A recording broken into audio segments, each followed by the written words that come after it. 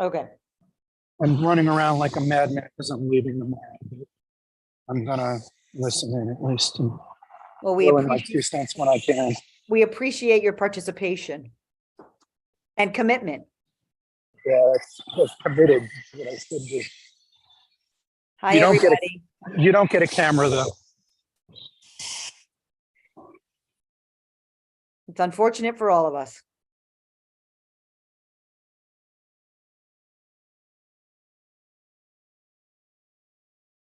Gina, I actually think we have quorum, but I want to wait one more minute, right? I think we do. Yeah, we have quorum now. I just want to wait for Marty. Okay. So, I'm gonna start recording though, just to have it on. sure.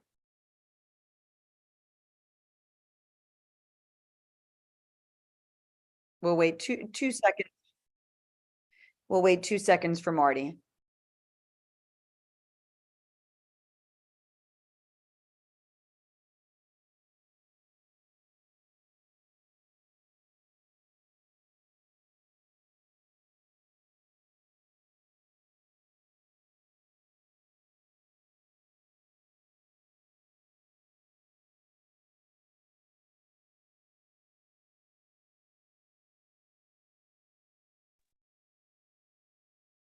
I hope you don't see him getting on, do you?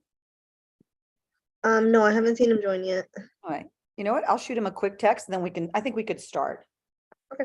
Let me just shoot him a quick text.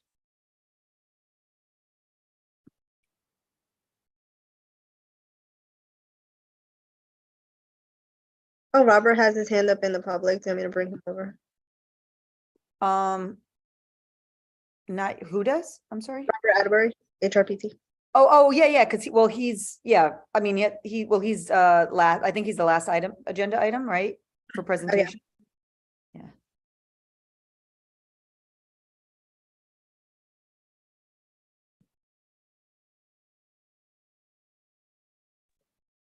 Hi, I have my fault. I didn't get my names over. I have 2 other folks, but I'll put them in the chat to Janine. Thanks. Hey, Robert. We don't have a chat right now, so if you just give me their names, I can switch them over. I have Rashi Puri and Nicole Catino. They might be joining a few minutes late. I did warn them that we were last on the agenda. Okay. Oh, I saw Nicole, but I lost I was just gonna say, there's no urgency, Robert, to tonight. I warned them. I think some folks may be home, like feeding their kids dinner or coming back later. I'm gonna text them. We have all the offices and agencies here tonight. You know what? I texted Marty. I don't know where Marty is. I know there he is. He's right there. Hi, I'm here. All right, good. Marty, do you want to? Marty, would you like to run tonight's meeting? No, you do it. Oh, okay. This is the January edition of Waterfront Parks and Environment WPE Committee for Community Board 4. Welcome, everybody. This is our committee. We have a full agenda tonight, and we welcome everyone from the public by order of the mayor now, right, Janine? It's the mayor, I guess. It's switched over. We are virtual. And we have been, and we can continue to do so, meet virtually. So I'm going to get right into it. I'm going to just give a little bit slight background, because I think everyone knows the background of our first presentation. But I think actually, who is here from Parks? I'm guessing, I think I saw Therese. I'm almost positive I saw Therese. There you are. Hi, Therese. Yeah, Max is here too. Okay. So I guess you guys are presenting on 2 things, the reconstruction of the basketball and handball courts, the Hell's Kitchen Park renovation. And then the second one is kind of our, Penn South Playground Dog Run Part 2, I guess. Are we going to go, are you planning, Therese, on the, to go according to the agenda as it goes, to do the Hell's Kitchen Park first? Okay. Hell's Kitchen first, yes. Okay, then I'll just leave it to you. Go ahead. So I have Max Goodstein here from our citywide operations, who's going to talk to you about what's going on at Hell's Kitchen. Yeah, good evening, Community Board 4. My name is Max Goodstein. I'm a landscape architect with the New York City Parks Department. And today I'm excited to present to you the reconstruction of the Hell's Kitchen Park, basketball, multi-purpose play area, and handball courts. This is a staging and repair project, so it's a relatively quick presentation. The goals provide safe and accessible pavement services for all users, enhance the active recreation of the site, and restore the site drainage patterns. So this site's a staging and repair for years to come. This is, of course, in Hell's Kitchen off 10th Avenue between 47 to 48th Streets. It's outlined in white. So it's the handball courts, the MPPA, which is a multi-purpose play area, the basketball courts, and that is the site. It's not a flood zone. It's surrounded by dense mixed-use development. And just get right into it. So this is the existing multi-purpose play area. You can see that the volleyball is currently striped. There's a lot of asphalt structural cracking here. This structural asphalt damage can only be repaired one way, and that's to take it all up and put it back down again. You can also see that the basketball courts are at the site, so it's 2 of these practice courts, in addition to the volleyball, the MPPA. And just more images of that basketball court and the cracked asphalt pavement here. You can actually see in the image on the right, too, that old-style drinking fountain and some of the benches we have at the site. This is the handball court. So the handball court is very well used. It's a lot of worn concrete pavement with depressions and cracks in it, and it's really just reached its useful life. The wall itself is actually in great structural condition. It doesn't really look like that from the surface, but the concrete underneath is in great condition. So we don't need to replace the wall. It's just that we got to resurface the entire thing, and it could use a fresh coat of paint. This is an existing aerial of the site. So we have the handball court to the north, and then right under that is the existing volleyball court, and then the 2 practice basketball courts. There's that existing drinking fountain, and this benches on site, and those 2 basketball courts to the south. All right, and then really this is the meat and potatoes of the presentation. This is the scope of work, and like I said, it's a staging repair project. So for the most part, we're taking what's old and worn out and past its useful life and just replacing it with brand new stuff. So the MPPA, the basketball court itself, is going to get all new full-depth asphalt pavement. So we're taking out all the asphalt, bringing it down to the base course, down to the soil, and putting new asphalt on top. And that's really the best way to fix it at this stage. So that's going to be 25 years of asphalt that's going to last there. On top of that, we're doing the 2 new basketball backstops. So we have the old style there right now with the metal back frame. This is the new polycarbonate park standard back frame, and put 2 of those on the site. We're also going to color seal for the basketball. So just like there is currently. The switch that we are going to do is that volleyball court is now going to turn to a pickleball court. And then in addition to that pickleball court, we're going to install a new 6-foot-high fence between the pickleball court and the basketball court. And this is to allow the simultaneous use of both spaces. In addition, we're going to replace the drinking fountain with a new style bottle filler drinking fountain. So you can actually bring your water bottle to the site, fill it up with that fresh New York City drinking water, in addition to 2 new drinking basins as well. All the benches on site are going to be replaced, and we're actually adding additional benches as well. And then the handball court, again, that pavement just being completely redone. The wall is going to stay. It's just going to be resurfaced. And then in addition, we are going to plant 4 new trees. And those 4 new trees, there's 2 of them will be along 47th Street. And then 2 other trees going to be in the planting bed along the basketball area. And just the last slide. So materials, fold up asphalt, the single post backstops, the welfare benches, that's 6-foot fence, the color seal for the asphalt, the drinking fountain with that bottle filler, and then the trees, which are natives, Eastern redbud and American holly. And I'll just leave it back on this plan so we can discuss. Thank you guys very much.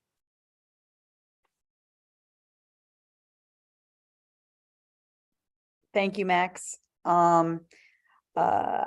I will save my comments. I'm going to let unless Marty wants to jump in, but I would love the committee to comment and ask first, if that's okay with Marty. Perfectly fine. Great. Matt, you got your hand up first. Unmute yourself, Matt. Here you go. Got it. Thank you.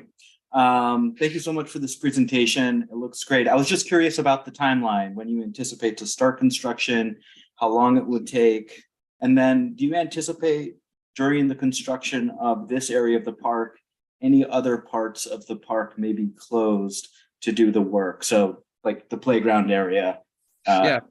So I got thanks. Yeah, I got great news for you, man. So we're actually going to start work this spring. It's all registered. It's all ready to go. Our contractor's ready to go. We're just waiting for the weather to get better, to get hotter, So we do the asphalt. So it should start sometime in spring. We're thinking about April at this point, and it should last for about 2 to 3 months of actual work. The part of the park that will be closed is, you can see near 47th Street. In order to access this MPPA, we actually have to go through the playground area. And this is separated by the swing sets and the play structure itself. The play structure will be open with the slides and everything, but that swing set, it's going to have to be closed just to allow safe access for our contractor to access the site. So that the swing area will be closed for the 2 to 3 months while it's under construction as well? That is the plan, yes. Got it. Okay, thank you so much, Max. Yep. Carl? Hi, Max. Thank you for the presentation. I had a question about the paint that's used on the handball courts.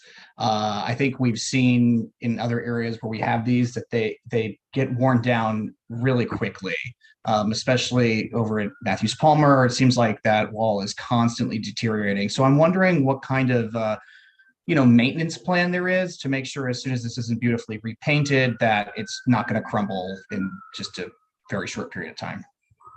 Yeah, I mean, Teresa, you also want to answer that, but I think that's just the nature of this wall, and it takes very hard activity going against it with the balls and everything. It's the nature of the activity. It just chips it. But the paint that we use is pretty standard across the Parks Department. It's gonna be the same stuff we use at Matthews Palmer. Yeah, I'm sorry. It's the best I can do.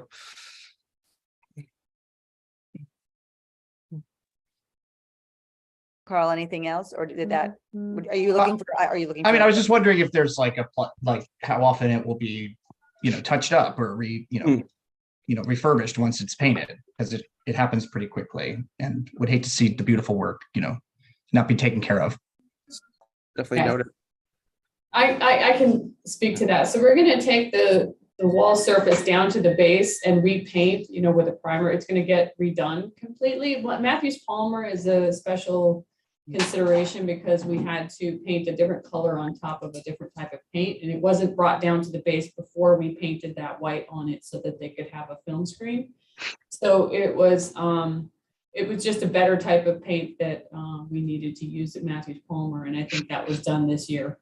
So yeah, there's a full rehab of that surface going to be planned for this year.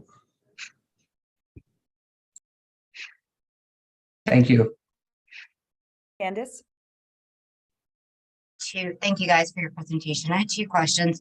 It was on your quick slides. You went through the floodline slide and the drinking fountain slide. My question about the drinking fountain, is it going to be, yes, I don't know what the word would be used right now, but you just kind of wave and it works, or are we going to still have to press it? I'm just thinking because of COVID, is this going to be an accessible water fountain? Is there a pedal or anything?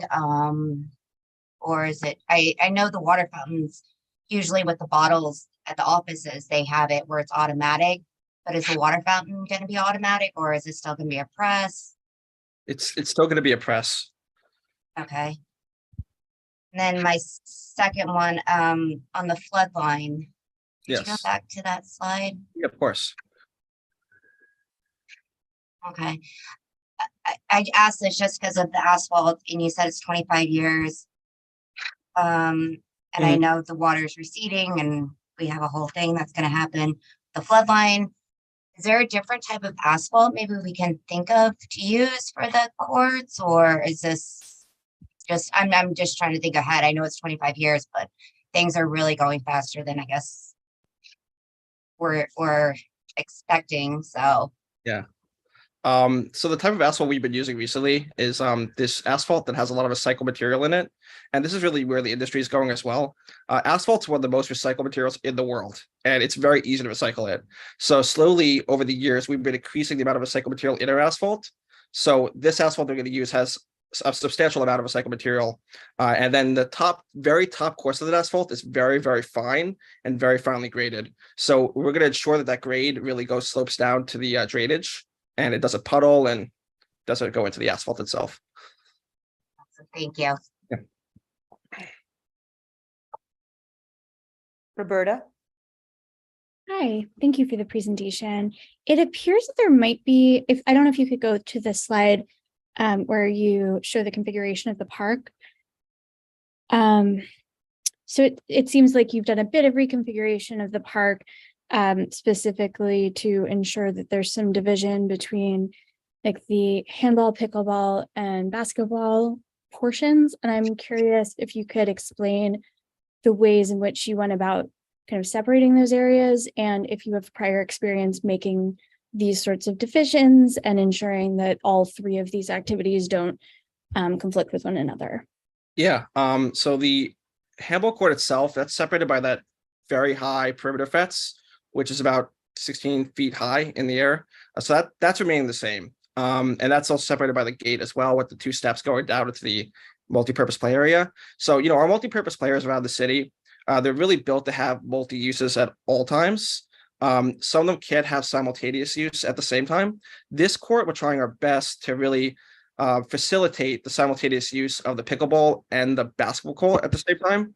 And we've talked with pickleball experts. We've watched pickleball games. We see where those pickleballs actually go. And the majority of it really is that under that 6 feet, it hits it and it doesn't go into the basketball court area where potentially they could slip on it or something could happen. So we did our best to separate it, but these spaces are really supposed to be multi-use spaces that things overlap on top of each other all the time. Thank you. I appreciate that. And I don't know if I'm missing this. There is a playground. Yes, there is. And yeah. Is anything happening to the playground? Not in this project. Okay, gotcha. Thank you. Thanks, Roberta. Candace, that's from before, right? Your hand. Christopher. Thank you, co-chair. Thank you for the presentation. A number of thoughts. One, there was a tree that was taken down in the middle of the not toddler playground, but I guess you'd call it, age 4 to 8 playground. Are there plans to replant that? That's question one. So the trees in the playground itself, we actually are not going to replant, just because, just like the rest of this park is getting of its age, right? It's beginning of its useful life with the pavement. So that's why we're doing the MPPA and the handball court, but we're not redoing the playground. And we want to leave that option open for that playground to be reconfigured in the future. If we were to plant that. Okay, so the answer is no, because there's a plan in the future to redesign for, improve use for children. Exactly. The answer is that we don't want to plant the tree and take it down later. Okay. Question 2, benches. Currently within the basketball practice area, there are no benches. You're limiting, essentially, you're limiting space while providing new space for a non-youth sport. Are those new benches absolutely necessary? So like, not against the wall, but closer to the avenue area. So you have a I guess it'd be to the far west. I have new benches being put there. Is that correct? You're right. You are correct. Yes. Okay, so that's not even true to the old layout. I just don't understand, with so many benches in the area that's passive use, why would you limit space for kids and put something up where they could potentially get hurt? We could look back at that. We were asked to put more seating. I think that was a request. I forget exactly where it came from, but we could definitely take another look at that. Yeah. I mean, ideally, you wouldn't be taking away space from like youth sports. If anything, if you want to put more seating, you'd put the benches over towards the far east end of the park, which would run parallel with the pickleball court. You mean inside the basketball area? No. Up against the wall by a 16-foot fence next to pickleball court, you'd put those new benches there, so that way you're not impeding on youth basketball. Gotcha. No, that comment is definitely noted. Yeah, because pickleball, from my observations, is not necessarily, unless you're pretending to get a workout and heaving and grunting playing pickleball down in the village. It's not a mobile sport. It's very pivot based. Yeah. Thank you. We were told to keep the pickleball area about 7 feet clear on either side, just so they could do that side to side movement. But we could definitely look at those benches another time for sure. Yeah. At this point, it's just like, I played basketball. I played basketball in high school. I played basketball in this court when it was a hockey rink. And I mean, Yeah. I know the sport, and you're limiting movement, and you're going to ask 10-year-olds, 11-year-olds, and teenagers to limit their movement, and that's just not logical. It's not feasible. Gotcha. That's definitely noted. Yeah, and then lastly, but certainly not leastly, what happens when pickleball dies? How quickly can this fence be taken down so that way the area can be utilized for alternative youth sports, let's say street hockey? So the fence will have to be set in a curb and or a footing. Okay, so there's going to be a concrete lip that is going to be set in. It will be flush with the pavement. Okay. Yeah, it will definitely be flush with the pavement, but there will be some kind of concrete there holding the posts in. Okay, so how quickly, when this fade dies, will you be able to repurpose it for the use of children? I mean, it could just be a matter of sawing the post off, but that's something for the future. And even relining it so that way, it fits to the use of kids in the neighborhood. Because right now we have a youth club called the Hell's Kitchen Rangers that has the support of the New York Rangers, and they're meeting every weekend on a handball court on May Matthews Park.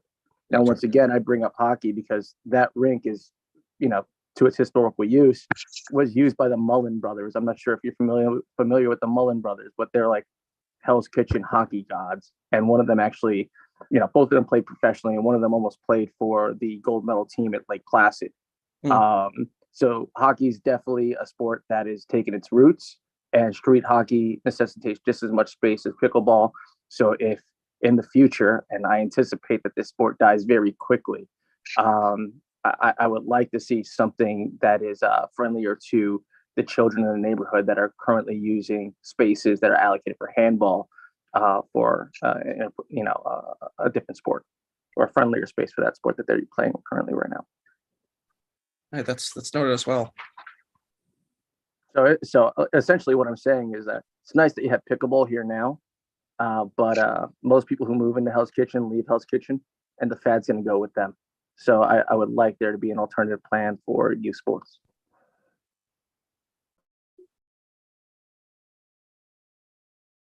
Thank you, Christopher. I'm guessing that you are not going to participate in Jeffrey and my CB4 pickleball tournament coming up. No, I have my membership with Parks Tennis. Gotcha. Brad.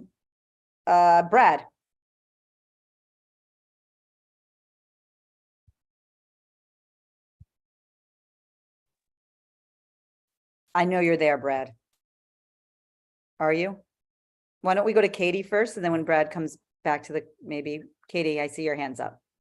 Hi, thank you for the presentation. Along the lines of what Chris was saying, I guess I'm just a little surprised to see pickleball in this park. I know we have had a lot of people asking about pickleball, but they usually tend to be more in Chelsea and further south. So I'm just wondering how it was determined that pickleball would be something important for this area. I know, there's a lot of kids in the neighborhood. There's a lot of schools around here. This is a popular park. And I think, more utilization for children's sports would be great. So if you can just explain the background on why pickleball and why here. So, can I speak on this?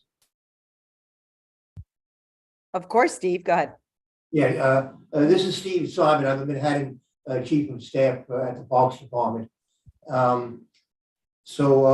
We're responding to basically requests that we've received, and we have received requests from people in the neighborhood for pickleball, and maybe what would be appropriate is if you would, I believe that Catherine Hedden is on this call, and she is what's known as the pickleball ambassador for Manhattan, or co-ambassador, and she could probably speak to the demand for what we have perceived to be a growing sport, and not just limited to Chelsea or the Village. Thank you, Steve. Brad, are you there? If not, I'll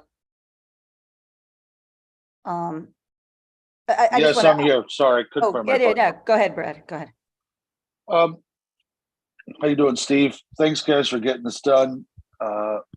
I think you guys are onto something with pickleball. I don't agree with the rest of the board or a few of the guys on there.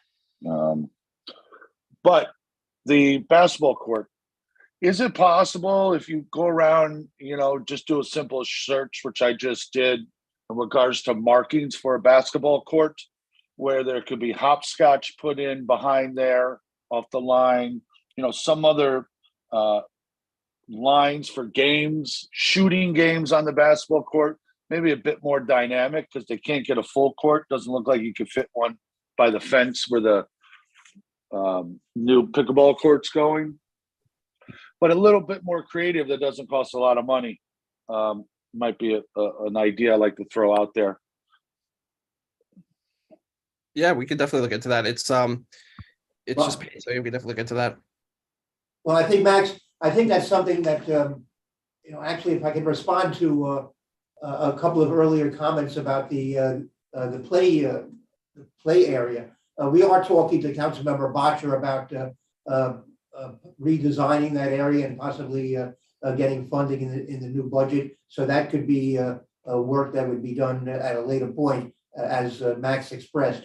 And maybe that would be a more appropriate place to put in the painted games. And more benches. Maybe we could, for that particular age group. So we could probably look at doing it maybe somewhere else. I'm afraid it would conflict with the basketball and pickleball players.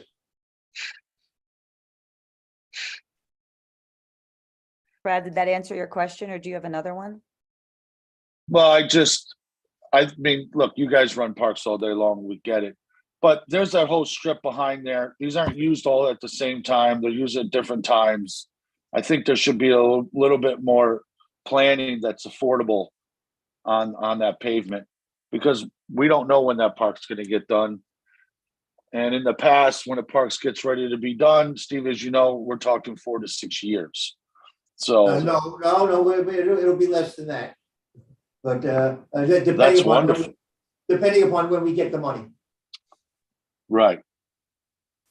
And the last thing we have to always ask, we're environmental board. I heard we're doing some recycle asphalt, but I was just wondering, what are the other green? We always talk about water retention, right, Martin? Is it possible to put up a small wind turbine up top to run some power, which also shows the kids in the neighborhood how to get some green power? Some other ideas that we can maybe throw in there. Well, we would have to look at that at a later stage. That's beyond the scope of this particular project. I mean, the other environmental element here would be that we're not using wood for the benches. We're using recycled plastic lumber.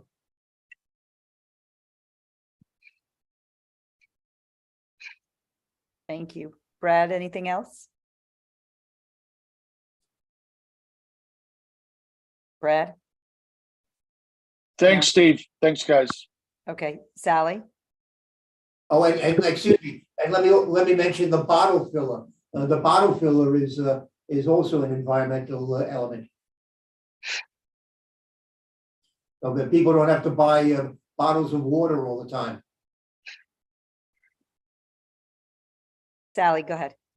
Thank you, Parks. I think that was a great presentation. I am personally thrilled about the pickleball courts. There seems to be pent-up demand throughout the city to have pickleball. It's not like there's going to be 100 courts there. That looks like there's maybe 4. The area isn't just populated by children. It's mixed people, adults, old people, children. And I think people are asking for pickleball. So I'm really glad to see it starting, and I hope it gets a lot of use. Thank you. Thank you for including it. Sally, it's only 1 court. 1 court. Okay. Yeah, it was 1 court. I don't, I hope it gets a lot of use. I'm sure it will. There's a lot of people, different strokes for different folks. There are people that want to play pickleball. It's time to start offering it. It's somewhat amazing. We put in a couple of courts down in the village, and before we knew it, it had grown by leaps and bounds. Okay, good to hear. Thank you. Marty, do you want to take it before me? Go ahead. I was going to do some summing and ask some questions. Does that make any sense? Sure, I just have, well, I'll have I have a few questions, but go ahead if you want to go ahead. I have about six comments. Pickleball net, from what Steve just said, it isn't going to be necessary to take it down when the court is not in use because you anticipate the court to be in a lot of use. But the question is, if the court is not in use, is there a way to take that net down so that it can be used for something else? Yes, well, first of all, what we, our plan here is not to have a net installed there on an ongoing basis, but to have the players as they show up, they would, they're pretty adept at doing this. They would put up the nets themselves. We've been discussing with Ms. Hedden the possibility of having a little storage box in a corner where they could put the net, and when they're playing, when they show up and play, they can take the net out and install it. Thank you. That makes good sense. The handball court wall is going to be repainted. Mention was made of another handball court deteriorating from its paint. Max also said that they're using, or maybe it wasn't Max, that the paint, they're using a more durable paint. But I don't see a method in that conversation of complaining and getting a needed repainting of a handball wall. Is there something in place so that could happen? Well, technically, it's not part of this project. It's not part of the budget for this project. Our own staff, our painting staff is going to take care of that as an added, as a bonus, in addition to this particular work. So our people are adept at doing that kind of work. They'll be able to handle it. So if there is a handball court in our district that it has deteriorated to the extent that it needs paint, somebody could come, for instance, to the community board and say that thing needs paint, and we could bug you? Yeah. Well, why not? You bug us about all sorts of things. Well, politely, I hope. Brad mentioned this, and I too was I know that asphalt is well recycled, and I'm pleased to see you using it. You're coming back to us about the benches. You're coming back to us about ground markings. Is that correct? No. Well, I'm not gonna have Max come back and do a brand new presentation, but we can certainly report to you at the next meeting event. I can have either Therese and give you a report and update on any changes that we've made to this plan. So at our next meeting with you, we could ask about whether you found a place to do the design of hopscotch was mentioned, but I don't care what it is, a more diverse kind of marking for the basketball court, and you would talk to us about having rethought the benches. Yeah, I'm not clear on how we would change the markings for the basketball itself. It wasn't for the basketball itself, the way I understood it. It was for the spaces around the basketball court that would have other markings to permit other games. Yeah, well, I'm not crazy about that idea. So I'm not. Marty, I sent Janina a picture. If she just wants to throw it up, I'm not saying it has to be for here, but this is what I'm talking about. I think she has it. It could give Steve a bit of an idea what I'm thinking. Also, the other thing, Marty, I was going to ask, and I'm sorry, Steve, I didn't ask before. We'll have a 3-point circle around some of those, just on another note. But I don't know if Janine can pull it up. I can pull it up. I just have to close off the screen right now. That's fine. In the meantime, Marty, do you have other questions? I have one more point while you're fishing for that. nobody mentioned anything about lighting, and I presume that means that no lighting is being changed. Is lighting being changed for this area? No, Is That- the that's- lighting that's there presently solar? no. Any chance of getting it that way? Well, I mean, I think that might be in the category of the wind turbine. We would, we are looking at the feasibility of doing solar lighting in some of our parks. And I mean, that's something that we can possibly look at and then see whether or not it's feasible at this location. Thanks, It's, Steve. I mean, we're really at the, you know, I mean, we're not, you know, we don't have a lot of experience with solar lighting, and we're just now beginning, I think, to delve into it more deeply. This committee will be very happy to push you in the direction of getting much more familiar with it. Okay, Thank you, Steve. okay. Janine, do you have that picture? Yeah, sorry, I'm just looking for I it. don't, I mean, no rush, because Christopher has his hand up. Go ahead, Christopher. Okay. Yeah, so basketball practice courts, generally, they're gonna have the markings of a traditional painted interior of a basketball court. The game that most coaches advise kids to play to learn their eye-hand coordination and their shooting skills is called Around the World. And you're just hitting the points of the free throw markers that are around in that area. For that particular area, it's really, really incredibly too small to do any three-point practices outside of a mid-range jump shot, and it'd become even more difficult if those benches were there. So if you want to make a smaller arc and those arcs would overlap each other because there's not that much distance between the two practice hoops to begin with, you'd have to remove those benches in order to get, I would say, like a 15-foot shot. So that's why I called out those benches to begin with there. But yeah, generally for practice, it's just having those markers that you would see players line up on during free throws or utilize. Thank you, Christopher. Candace? Give us some guidance on this particular point. Yeah, when you Yeah. have a resolution. Yeah. And let me, if I can, let me add on the lighting issue of Martin. We don't really we don't maintain the lighting in our parks. That's done by DOT. And DOT at this point is not doing solar lighting. So you know, chances are we're not going to be able to provide solar lighting for this park. That's a disappointing answer. I always hate it when agencies come up against each other and one agency uses the other agency as an excuse not to do something. Well, I mean, it's just the reality is we don't maintain the lights. That's not, you know, that's a function of DOT. So Marty, I think it would be a good idea then for us to have a meeting with DOT and the Parks Department and discuss their lighting future together. They have Right. upgraded quite a These bit. solar lights are used all over the place, everywhere.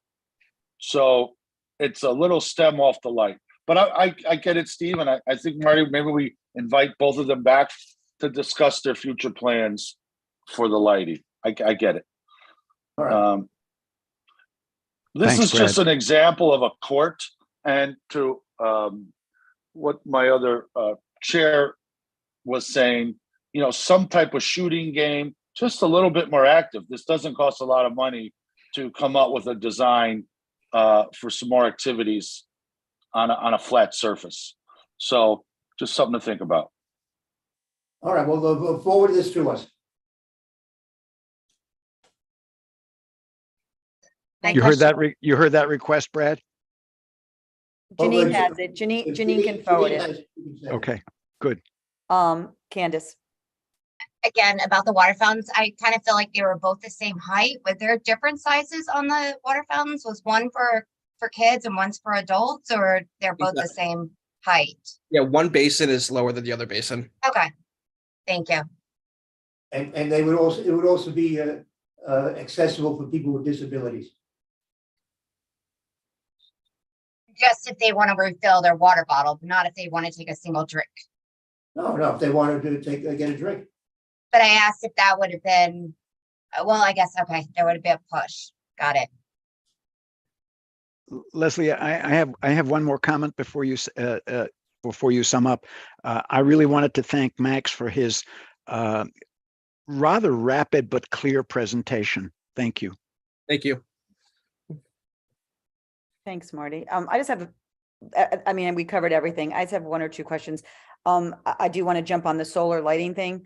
I understand it's DOT, but maybe, as Brad said, we can have some sort of discussion. Doesn't have to be, you know, a big presentation, but maybe we could do a discussion, because I know Hudson River Park Trust is doing it. So, you know, it's already being implemented in parks around New York, not New York City Park, you know, parks, but they're using them. I do want to thank you guys very much for the pickleball court. We have talked about that in committee. We have noted it to you. I think we even wrote a letter on it. So this board and committee has asked for it.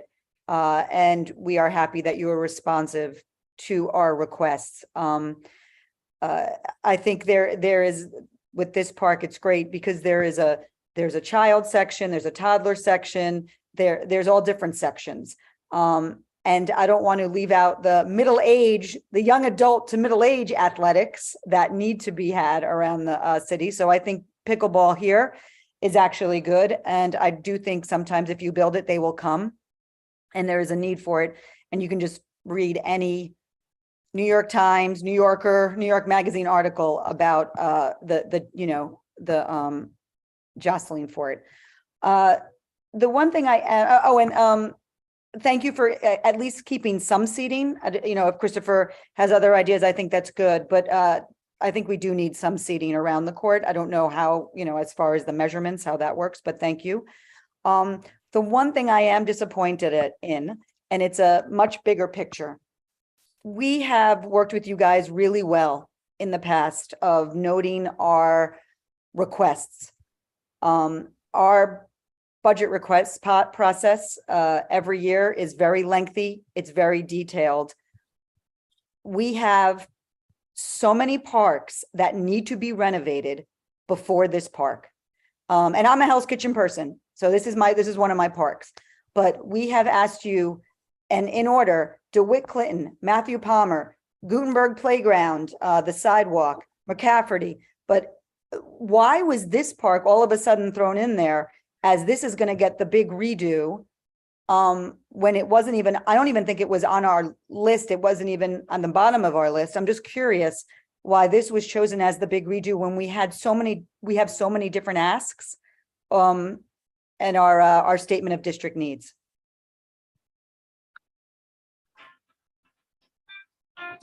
Hold on one sec. I have to call you back.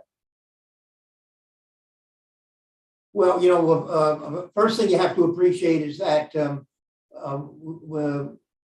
we are somewhat constrained in the projects that we can undertake, because we don't really have a pot of money at our discretion where we can choose parks to be renovated.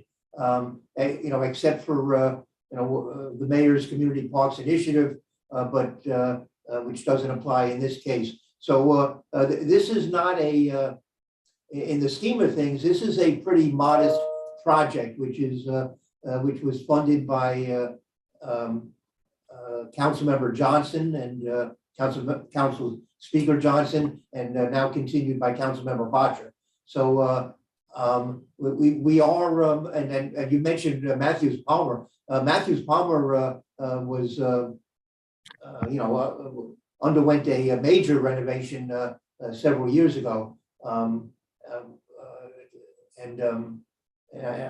McCaffrey is on our list. We would love to see McCaffrey renovated. Where I think we have the money in line at some point soon to redo the sidewalks at Gutenberg, and maybe we're looking at, and I think it also redoing the basketball courts there.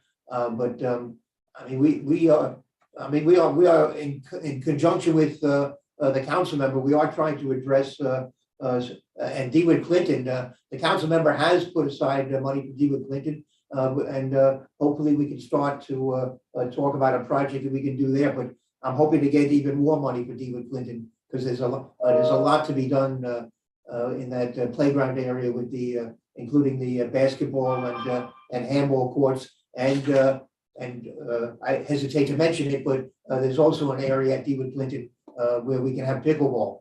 So they're on our list. We're hoping to address all of those parts. No, that's great. And I don't want to look a gift horse in the mouth. I mean, you know, it's not like you're coming to parks, and it's not like we don't like a park renovation. That's for certain. No, I think Max, I think, has shown you the photos showing how the poor condition of that pavement. And so I mean, it's not the work that's being done here is not wasted. It's the work that. No. I think, listen, if it were up to this committee, I think every park would be renovated every 5 years, right? I mean, obviously, but I just know there are definitely priorities, at least priorities that this community board has listed. That's all. And this, I know this wasn't even on the list necessarily. We just saw there were some, I know there's pavement at DeWitt Clinton. And like you said, DeWitt Clinton, I mean, that's like whack-a-mole with that one, right? But, so I just wanted to ask why, when we had the list, and then, listen, I understand. We're happy about the renovation. I was just curious about the choosing of this particular park. Leslie, there are 5 hands up. welcome. There are 5 hands up from Yep. the public, and we have a long agenda. How do we want to handle it? Oh, in this case, they want to use it. They all get their say. Absolutely. Janine, if I can, I'll do it in the order, or you see the same order I do? Is it Catherine and Alan? And Alan Kat and Alan would come over first. All right, I'm bringing them over. Thank you. You're welcome.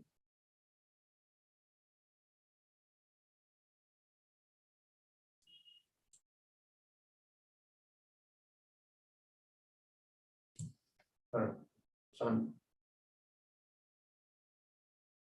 I mean, right now they get. Right. Yeah, no. Hi, Kat, can you hear us? Hey, thank you, Leslie. Oh, yeah, go ahead. So I thank you, Max, for your amazing presentation, and Steve, great to see you. And I just wanted to ask Max, the 2 types of trees that you mentioned, where are they going to be planted? Are they going to be planted on the basketball side?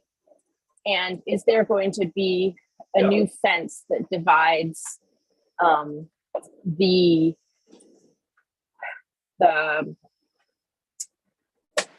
west side from the east side? A new fence on the west side of that will run down from the handball court all the way to the end of the basketball court. And then secondly, just to make it quick, I am opposed to that fence between the 2 different types of areas, between the basketball court and the pickleball court. For those who don't know, I'm one of the volunteer gardeners in Hell's Kitchen Park, so I spend a lot of time in Hell's Kitchen Park, and I'm also very disappointed that I would like to see lines for a volleyball court redrawn. We've been promised that for years, and we have we have the heap of an old volleyball net infrastructure that's been sitting in the enclosure area in Hell's Kitchen Park for years. And I think it's important, as Chris said, to encourage girls and boys to learn how to play volleyball when they're little bit up. I'll encourage them to play street hockey, like street hockey, like pickleball. Kat, I think you're breaking up, unless it's just me. Am I breaking up, or is Kat? No, she's breaking up. Okay.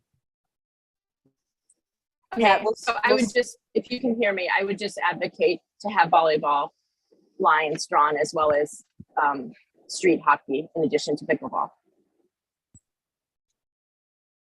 So with regard to the markings, we heard you say volleyball markings, and they are going with Brad's question and suggestions.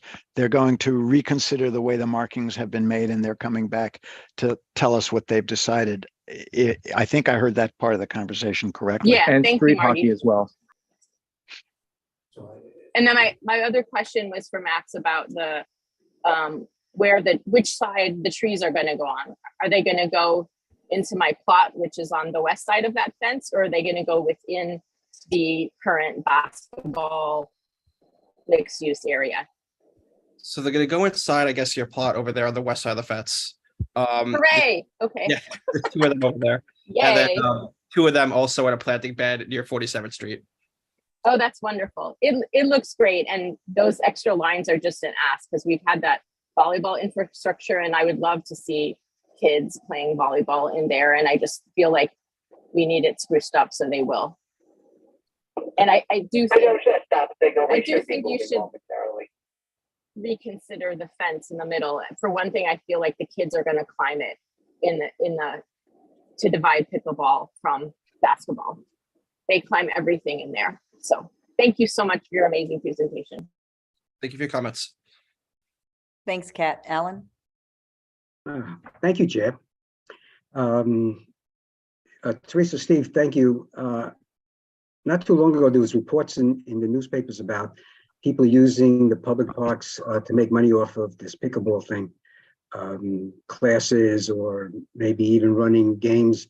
Have you been dealing with that at all? Is that something that you guys are still going after? Is that, because I haven't heard anything about it or haven't read anything about it, but there was quite a bit of talk about that sort of thing going on in the public parks, folks teaching, using the park to teach pickleball. Alan, I don't know that we've had that experience. I mean, I'm not saying it hasn't taken place, but I don't think that's an issue that we've been that we've had to deal with. Yeah, because I think it was more. It might have been more down in the village, maybe some of the village parks or something. But okay, It's happening at May Matthews Park actively, where somebody's doing private lessons. Yeah, somebody mentioned that. We didn't catch them doing the private lessons, but yeah, we are on the lookout. okay, super. Thank you much. Great. Janine, can you bring over Catherine and Arnold? Elka also had her hand up. She's over. Okay. Oh, she's over. While you bring the others, then Elka, who is the Block Association president for that area or that territory? That's it. It's our territory. Hi, thanks for having me. Hi, Steve, Therese, nice to see you. Good plans. I have two questions. The trees planted that you're proposing to plant on the south side of the entrance to the basketball area seem to be planted in the gardening area. And another volunteer gardener takes care of that area immediately outside the entrance. So I'm wondering whether anyone has thought about those people that are gardening there, plots that they've tended for many years. So maybe, we check with them whether a tree is appropriate or not. Yes, we should do that, Elka. Okay. And then we can talk afterwards, and you can give me you can give me that person's Is contact that Jane's information. garden? Is that where Jane gardens? no, that's Lisa. Lisa, okay. Yeah. Okay, so thank you. Also, I was wondering with the handball court wall being re-cemented or whatever process and then painted, many years ago, there were artists in the neighborhood that did some wonderful wall art. And I wonder whether at some point we can put that out to the neighborhood, whether that's something possible to do for all our creatives to maybe submit some designs. For the handball walls? Yeah, for the wall in the handball court. But the wall itself that they play handball That against. that they throw the ball against. Yeah. Let me get back to you on that. I don't know. I'm not sure whether that's something that we've been doing. Okay. But I'm not saying no, but I need to find out whether that's part of that's Parks Department policy. Okay, that's fine. And then just in context for a volleyball court in the past, we did have markings and we tried it and nobody used it. So the net and the stanchions ended up in an enclosed area. So I don't, unless there's a whole new group of people, I would not spend that much time on it. During the construction, we still have access to the sheds where tools are. I think we can probably work that out. Okay, so because that's important. It's going to be a relatively short construction period. This is not going to be one of our standard capital projects. This, hoping that this should be done within a 2 or 3 month time span. Yeah, but gardeners need access, weekly. Oh, So no, sure, I I'm sure we can work something out. So that's it. Thank you very much. Thank you. All right, thank you, Elka. Thanks, Elka. Catherine? Hello. Mr. Simon has already introduced who I am. I'm the USA Pickleball Ambassador. I represent USA Pickleball for Manhattan. And I would like to thank Community Board 4 for hearing me. Pickleball. Well, there's a few misnomers that people have mentioned that I'd like to address. First off, one, also thank you for the presentation. Thank you for giving us a pickleball court. Max, thank you. It's great. It's beautiful. And it's well needed because, as you know, pickleball is booming. It's in Manhattan. Outside of Manhattan, it's been booming for a very long time. Inside Manhattan, it's been booming in the last 4 years. It's quadrupled the amount of people playing. Well, why is that? It's because you can bring a net. It's 1 or 2 people. When the woman mentioned volleyball, a volleyball court is 59 feet by 29 feet. So, and you also need to get 12 players. I've played volleyball in college for Rutgers. You could play doubles, but most times you need more people. The beauty of pickleball is that it involves all members, all ages. It's multi-generational and multi-age. So what I'd like to do is just address the misnomers of pickleball. Number one, you need at least 7 feet on each side of the sides. It's not a sport where you stand still. If the board can look up pickleball on YouTube, you would see that we have ernies. They're called ernies, or around the posts. So when we do our cross shots, we literally go 5, 6, 7 feet outside the sideline of the kitchen area. So we do need that area, and it would become very dangerous to play if we were any closer. So the benches on the sides would not work. The other misnomer is that youth in the neighborhood do not play. I've looked across at this. I live across the street, and I've looked at this park since I've been there 4 years. Janine Pretente knows me for years, coming to the board asking for pickleball. There is in Community Board 4 in that area a youth group, a youth pickleball group, of which I am involved and a friend of mine's involved. And as a matter of fact, on his 13th birthday, he had a pickleball party over at Matthew Palmer Playground because that was the only place he could have it. And all the teenager friends came to the pickleball party. So also, number 1 player called Annalie Waters, at age 12, she became professional. Catherine, I'm sorry. I don't want to interrupt you. I don't. And I love pickleball. I mean, looking forward to the pickleball court. Yeah. But I think for this scope, the pickleball court's in there. Well, I know, but the board, I think we're past like kind of. There are certain people in the board. I wanted to do Chris and Katie, who both said. You don't need to call me out. It's fine. It's fine. No, I know, but I'm just saying. But the court's going to be there. The court's going to be be there. Okay, I just wanted to, it's not a youth sport. It is a youth sport. That's all. Okay, it is a youth sport, and it is very popular. We do have a youth program in the neighborhood. That's all my point was. So if I have to go, I have to go. But that was my point, Leslie. I don't mean to. It's just that it is. It's quite okay. I think we're just looking more now specs and measurements and everything. But I mean, listen, we're going to agree to disagree. It doesn't have to be unanimous. But I think the pickleball court is there. We're glad it's there. We've been advocating for it. So I think we're looking forward to seeing the use of it, and we'll monitor the use and we'll see how it goes. And then if there's ever a problem with it, or we'll always come back to committee. And okay, one quick thing is the fence. One quick thing, the fence is needed because the balls will go flying back and forth. It also leaves the space on the other side for people to do other things. The other thing is that with regards to the teaching, I have been to parks where people are doing training, people are teaching, you have the trainers there, you have all kinds of teachers at different parks. So yes, I'm not in favor of, the teaching of the pickleball, but it also happens with other sports as well. That's it. Thank you. I appreciate it. Thank you, Catherine. I think is Arnold. Oh, there's Arnold. Yeah, can you hear me? Yes. Yeah, okay, great. Tell me if I'm mistaken. Did somebody say that they would put some street game graphics on the sides of the courts? Am I correct? I think that was a suggestion to not just the actual basketball lines, but maybe some, complementary lines as well. Great. I think that's wonderful. And what I'd like to see along with that, like we had some street games in the Penn South playground, but there were no instructions on how to use those games.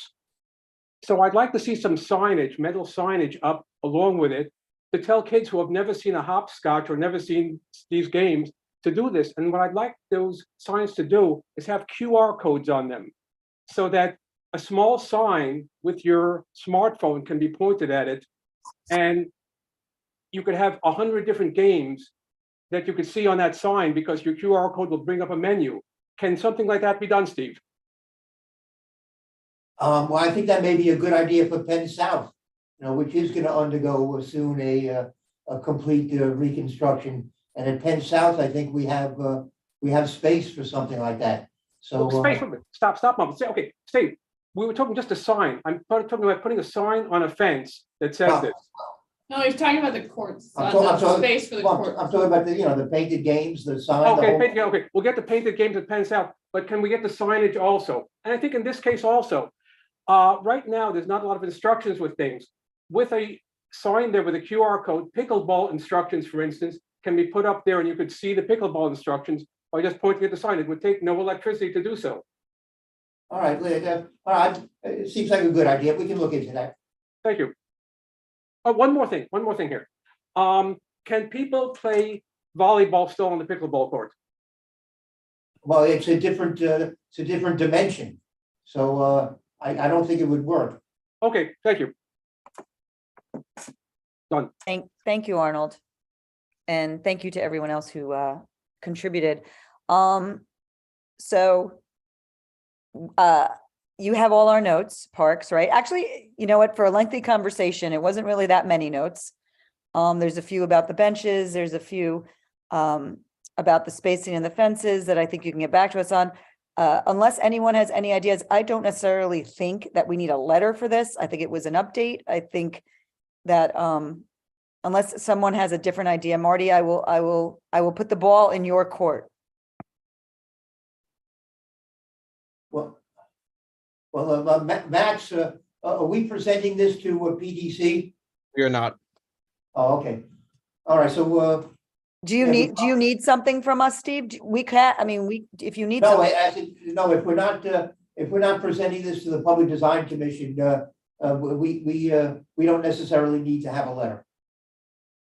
Okay, because I think if there were bigger changes, I think it would necessitate a letter. But I think we're talking about small, some things that we can, Parks and the committee can discuss, markings, 5 benches instead of 15, things like that.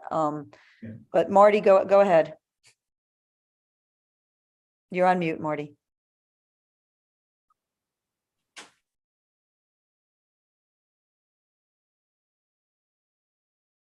I hate it when people tell me that. I think a letter might be appropriate after. Did I cut out? No, you're okay. No, we could hear you. It might be appropriate after you come back and give us the update to the information that we asked for today, and that letter would say thank you for the update. Thanks, Christopher. Do you want to make a motion for a letter? Actually, no, I just wanted to make sure that they have a list of the things that we called out, including doing outreach to the community gardeners to ensure that any tree planting is not going to be impeding on plots that have been taken care of for quite a long time. The consideration of the placement of those benches, particularly on the practice courts. We don't want an impediment of activity for the kids that are using, or even the preteens or teenagers or young adults that are using the practice courts. And so, to, diligently and pragmatically look for alternatives, whether or not it's on that play area or elsewhere. Benches are needed, but a pragmatic solution that would not impede on the use of those practice courts, as well as, traditional markings within the painted space for the basketball courts to ensure that around the world can be played another myriad of practice games. And then I think there was a call out by Candace to ensure ADA compliance for access to the water bubblers, and then a future meeting with Department of Transportation to look at alternative modes of lighting, alternative powered modes of lighting for the park in the future. That's all. I want to make sure that they have that all on there. Well, let me just say, with respect to the last item, that's really something that you would have to arrange. Certainly, and we can arrange that. I just want to make sure that it's also, listed, and that it's a long-term goal or near-term goal. It may not be associated with this particular project, but that it is on your radar. So you're saying we need to add the 3-point line for around the world, right? No 3-point line. No, if you look at a traditional basketball court, there are spot markings. So when an individual takes a free throw within the actual house itself, the painted house itself, and that allows for the practice of that around the world game. And then Brad had also mentioned that if it were possible, arcs for 3-point shots, but I know the dimensions of that space is very narrow already. And then that may not be possible. So that's why I was like, please reconsider the placement of those benches, because a 12 or 15-foot shot actually gets impeded by the placement of those benches on that west side. Yeah. All right, well, we're definitely going to take a look at the benches, and we probably can make do with fewer benches at a minimum. Even if it's placed from end to end away from that, if it's placed against the gate, that new fence that you're putting up, that barrier between the pickleball court and the practice courts, if it's placed there, that would improve. Yeah. All right. Yeah. All right. Yeah, that's an idea. We'll take a look at that. Thank you so much. Great. Thank you. I mean, we have another presentation from Parks, and then we have 3 more presentations. So I know this is an important topic. Obviously, Hell's Kitchen Park and big renovation is great, but thank you guys for this. We're looking forward to it. Especially I'm curious about the pickleball use, and I guess we can monitor all the uses, and that'll be great. But thank you. And who's going to present on your next topic, which is the alternative locations for the Penn South Playground Dog Run? I have a statement and just something to go over for our dog run policy. Go for it, Therese. Okay, so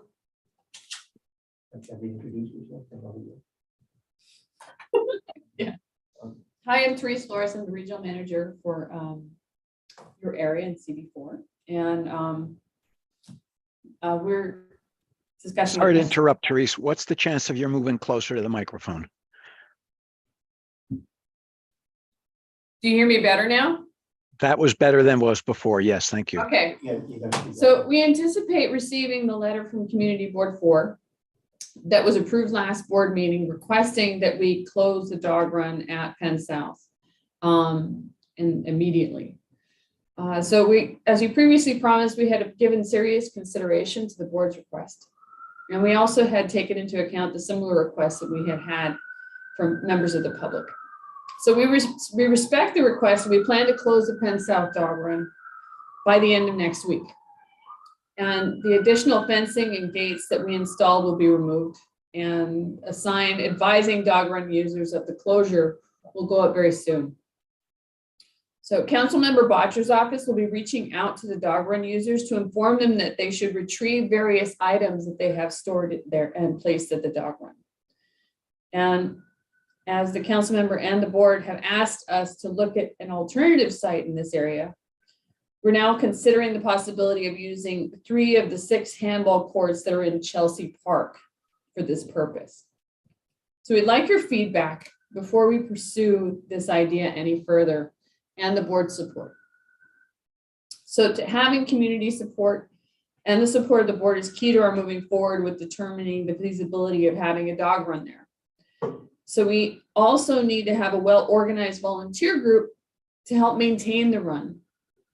And we will need a group like the one we had at Penn South in order to keep the peace and encourage good neighborly habits and responsible use of the run, as well as a way to communicate with the community about dog run issues. So we will need a group, the approximate cost of creating this run would be $15,000 for fencing and a water connection and other items possibly. So if the board agrees to this as a good location, we'll determine whether it meets the various criteria of the Parks Department that we have established for new dog runs. So if it meets those criteria, we should be able to start constructing the dog run in late March. So I can go over the criteria. I was expecting, I thought there was going to be like a picture of it. I thought we were going to like some sort of spec. It's not that far advanced at this point. And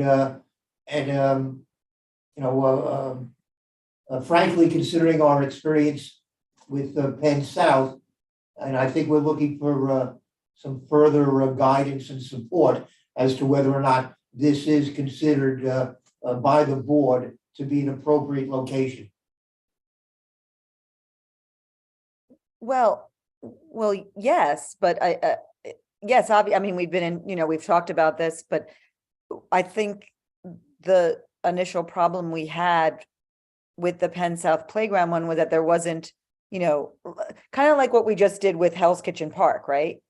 You showed us the layout, the parameters, people can ask about the water hookup. And I mean, yes, I think we would like, and we agree, and we have before on the Chelsea Park location. But wouldn't there be the same public review that would go for all the other park? That's what we're looking for today. We were hoping for further discussion today and a reso that would be in support of doing such, because we already have a reso that's in existence for what we had the Hudson Guild had proposed, which was a squash court. And just to let you know, we had a squash court downtown that we had to remove because it was vandalized and it just didn't work out. So it's something that we need to make sure we have your support with going forward. I mean, just to move forward and to explore and to kind of check out, spec the site. Yes. Gotcha. Christopher? Thank you, Therese, by the way. Thank you, co-chair. So I'm glad that Parks mentioned the reso for squash, and I saw that a number of squash courts have actually been removed, or the classes had to be replaced over the last 2 years. Look, we've already given up space for squash, and we fought to ensure that that space wasn't going to be reserved, or there wasn't going to be a program that like would go through the parks website for reservation to ensure that the individuals who historically used that space for handball or for tennis aren't removed from that spot. However, if squash is going to still be pursued by parks and glass walls will be put up on those 3 courts, I'm going to have to echo the sentiments from the last meeting we had with regard to squash, that we don't impede on traditional sports played by the Hispanic and Black population of the projects over there, because that was mentioned by Alan, that was mentioned by a number of other individuals. I have my concerns about a dog Christopher, run. I'm sorry, I'm gonna cut you off only in time. I don't think we're debating the squash courts No, right now. no. I'm saying, why are we giving up more space for a dog run that's traditionally used by the Black and brown community of CB4 for a dog run? And so I'm going to push back on that, because we've already given up 3 courts for squash. Well, No, well, no. we have, well, hold on, I'm gonna jump. We have not given up 3 courts for squash. There's nothing there yet. We just supported the idea of it, if it could be followed through. And Parks can correct me. I think it would be in bad faith if we pull back from the Chelsea Park Dog Run. I mean, I after we wasn't in went on that through meeting. the whole back and forth for many weeks and Right, I identified wasn't this in on spot. that Hold meeting, on, so I don't know Christopher, this policy for the committee. hold on. I'm just saying, and identified this spot in good faith with the people who really enjoyed the Penn South Playground Dog Run, and we're really benefiting from it. So I think this was a nearby location that all parties kind of got on board with. And I think that it of course would be in the committee's best interest to at least give the green light to move forward on a spec or on further investigation of the site, considering that's what we've talked about moving up to this point. Sally, go ahead. I agree with Leslie. Yeah, we've gone around the mulberry bush on this a couple of times, but without a better presentation, which I hope we'll have a little bit down the road, I just trying to get a comprehensive idea of what does 3 handball size dog run look like. I can't picture what that is. Is that Unlike normal size? Is it a big size? Is it a small size? Yeah. What does that look like? So unlike Hell's Kitchen, this is not a capital project. This is just something that's modifying it, that we're using in-house staff to allow to happen if we were able to do it. Can you give an idea of the size would be? What's the width of the handball? Yeah, I'm just trying to, I can't visualize what 3 handball looks like. In other words, if I If was. somebody can share the Google satellite photo, Well, what is? that would be helpful, because I think it would show you what we're looking at. Because there's 6 courts. Right, and I can't picture what a dog run that size would look like. Is it considered a reasonable size, or is it considered an average size? It's fairly large. It's a large one. Okay. I would say it's a large, I wouldn't say that it would be a large dog run, but. It'd be larger than Penn South. Well, it would certainly be larger than what was in Penn South, yes. Well, what was Should at we Penn do a South was group? very small. That was small. It served the purpose, but it was really small. I mean, it's Yeah, that was like they have in Madison Square Park, which is like the premier dog run in the city, probably. I love that. Or West Side. Should we do a group meet with the residents of the housing association there, as well as the board and park, to assess size and scope before we write a reso saying that we approve moving forward? Oh, I approve moving forward. I just want to make that clear. I approve. I was just trying to get an understanding or grasp of the size, but I definitely approve moving forward. We can always make modifications. Thank you, Sally. Roberta? So I appreciate this proposal. I had one question relating to the previous discussion that we had about turning some of the handball courts into squash courts. And at the point that we had that discussion, I do recall that we asked Parks, and we may have also asked Hudson Guild, to give us an idea of how frequently the handball courts are in use. Because when we had that discussion, it was during the winter. And if you were to walk by, the handball courts do not get heavy use during the winter, and it makes perfect sense. It's not very warm. It's not super pleasant to play handball. So I did want to ask if that assessment or any sort of assessment of that nature had ever been done, and if we had any idea of use statistics, because in the summer, I certainly see plenty of use in the morning at Chelsea Park handball courts, but I'm not absolutely certain about the entire day because I don't spend all day in the park. Well, let me be honest about this. We're not currently considering putting squash courts there. It would be, we had a very bad experience on the Lower East Side putting a squash court into a playground there, and it was very difficult to keep the glass enclosed walls, whatever. They might not even, they weren't really glass. but it was very difficult to keep those walls. May I cut you off a little bit, intact. only because I'm actually not asking about squash. I don't, immaterial to this discussion. I just am asking specifically about removing handball courts. So how frequently are the handball courts used? And what is the rationale for taking some away? Has Parks done any analysis specifically about that? I don't mean to cut you off, Steve. I just wanted to say. No, I'm glad you cut me off. But I mean, you raise a good point. We have not done a thorough analysis. It is our experience that the courts are that the courts are underutilized, and all 6 of them are not really in use at the same time. But we agree that 3 of them should be preserved, but we don't think there's necessarily a demand for all 6. Okay, that's helpful. And to clarify, just so for my information, the way it's set up is that there are 6 handball courts, 3 on the 9th Avenue side, 3 on the 10th Avenue side.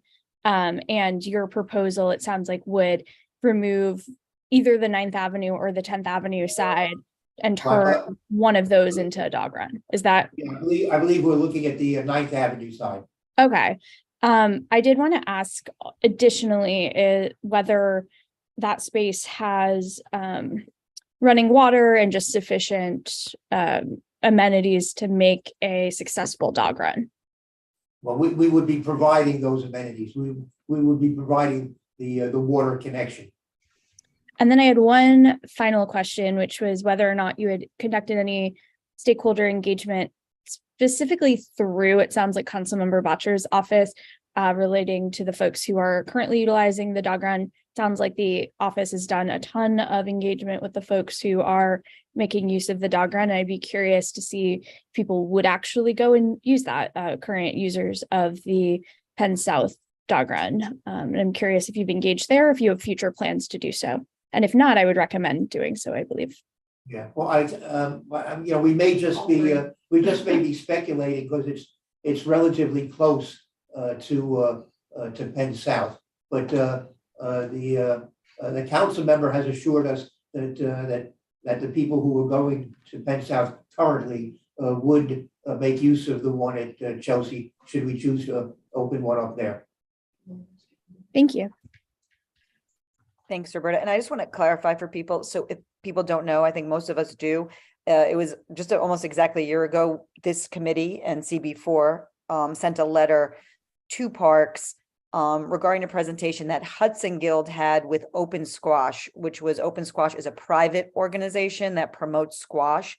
And they were suggesting a program with Hudson Guild to put squash courts in that area or around that area of Chelsea Park. And we wrote a letter in support of that, if it were to move forward, on a number of points that we like that squash was being introduced to quite possibly a population that wouldn't necessarily have access to a sport like squash. And also that there was some sort of private funding that was going to pay for this in Open Squash. So it was a good deal. But after that, we just said that we thought it was a good idea. Then it was up to Parks to kind of do the logistics with those entities. So whether Parks and those entities think it's a good idea or they're stalled for some reason is not really this committee. And we kind of just said, hey, we agree. But if Parks thinks maybe it's not a good idea or for various reasons it didn't work out, that other use could be, i.e. this dog park. Anyway, Candace, go ahead. I just wanted to clarify to everyone so everyone knows what we're talking about when we're talking about squash courts. Candace. Hi, I wanted to get a little clarification. Trish, you started talking about what the criteria for dog parks are. Can you explain what they are? So we all can. I have a dog run policy document that was created in April of 2022 that outlines factors and criteria that we actually think about and what tasks we would need a volunteer-led group to do in order to be able to have a successful dog run. But the rights and responsibility would be retained by Parks. and then it talks about all those things that we would have to do. So it's quite a long document, but I'll go over the factors if you'd like me to. I have a question just on your very first statement. You said it was a volunteer dog run. So would it be a key program? How would this new dog run? No. Okay. No. I mean, well, I mean, it's possible that we might, we might ask the group to maybe lock it up at night or possibly open it up in the morning, depending upon what the hours are and to the extent to which our staff would be able to handle it or not handle it. So to that extent, we might give, the head of the group or a couple of them keys. That's a conceivable thing, but it's not as though every dog owner would have to have a key in order to enter the site. That would never happen. Okay. Again, I have a couple more questions. And the agenda says you have alternative locations. Is this the only location? This is the only location so far. Yeah, this is the only one we're looking at right now. Okay, I guess then I'm going to go back to your criteria. What is it that you are looking for in the dog run? Because I actually live on 30th, so I'm very aware of this area. Chelsea Park. I know right now that area is construction. So when would you want to start doing this? And then, like I said, there are many areas just in a 3-block radius. And from that area that maybe you guys could check out is between 10th and Dyers. There's a lot of empty spots. I've kind of gone. Property? And I think it is. I started going on the city planning website. I can tell you the areas, and you can tell me if you are if this is areas. We don't have anything on Dyer Avenue. No. Nothing on Dyer. No, not well, between 10th and Dyer. No. Nothing. Okay. All right. I mean, that's not to say that somebody couldn't create a dog run there. I mean, if there's available property that might be available, I mean, we can only look at property that we control ourselves. Okay. Yeah, like I said, I'm just very much in the stages of the New York City stuff you guys have, the open data that you guys have available. So I was trying to figure that out. But like I said, there's 29th and on 30th, there's a lot of different little open pocket parks. Well, I call them pocket parks. They're empty. They're not even parking lots. They're gated up. They're pitted up with a fence and it's just empty. So maybe those are like different locations. I mean, they've been empty for years. As long as they're not Parks property, it would not follow our criteria, wouldn't be for maintenance, we wouldn't have any jurisdiction. Okay, so I'll do a sidebar with other people, but yeah. And then, like I said, on the construction that's going on right now, when would you want to start this project? And because if you're wanting to close it next week, when would you want to start it? We're limited to what we can do with the existing layout of the handball court and those 2 projects. So there, we also anticipate a project coming up for the field on the other side and the basketball court. So we're going to have to work within those constraints in late March to figure something out. So we still have to go through that. But the work on the dog run would not require major construction. It should not conflict with the work that's going on at the basketball court. Yeah. Similar to what we did over at Penn South to create the dog run there is what we would be doing at Chelsea Park. And Candace, do you mind if I just jump in real quick, Candace? I think, and Parks, just if I'm wrong, I think you guys are just looking from us to just go ahead and say, go ahead, take a look at this spot. This is the green light. This would be a good, alternative location. And then they're going to come back to us with specs plans, right? Yeah. Am I wrong? Yeah, I think, Okay. yeah. So we can do that because we don't want to go too far out on a limb and then find out at a later point that there are people who that the board thinks that we that this was the wrong place to put a dog run. Right. I mean, if that is the, maybe we're a little gun shy after the experience we just had at Penn South. if that is the case, then may I suggest, and I'll let Lowell and Carl, I see people have their hands up and everyone will get their, may I suggest then that, if it's detailed questions about like where the water is going to be or this, then I think that would be on the next, like when they come to present the plan to us.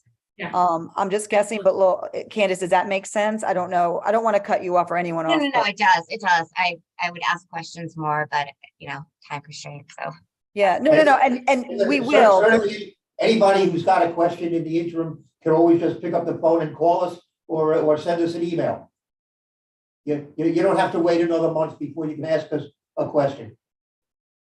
thank you. Lowell? Oh, except for Lowell Kern. Thanks, Steve. Now I'm going to make your life miserable just because you did that. I am hesitant to say green light to anything other than a preliminary review. I don't see any hands in the public. I don't know that we have the people who used the Penn South Park Dog Run.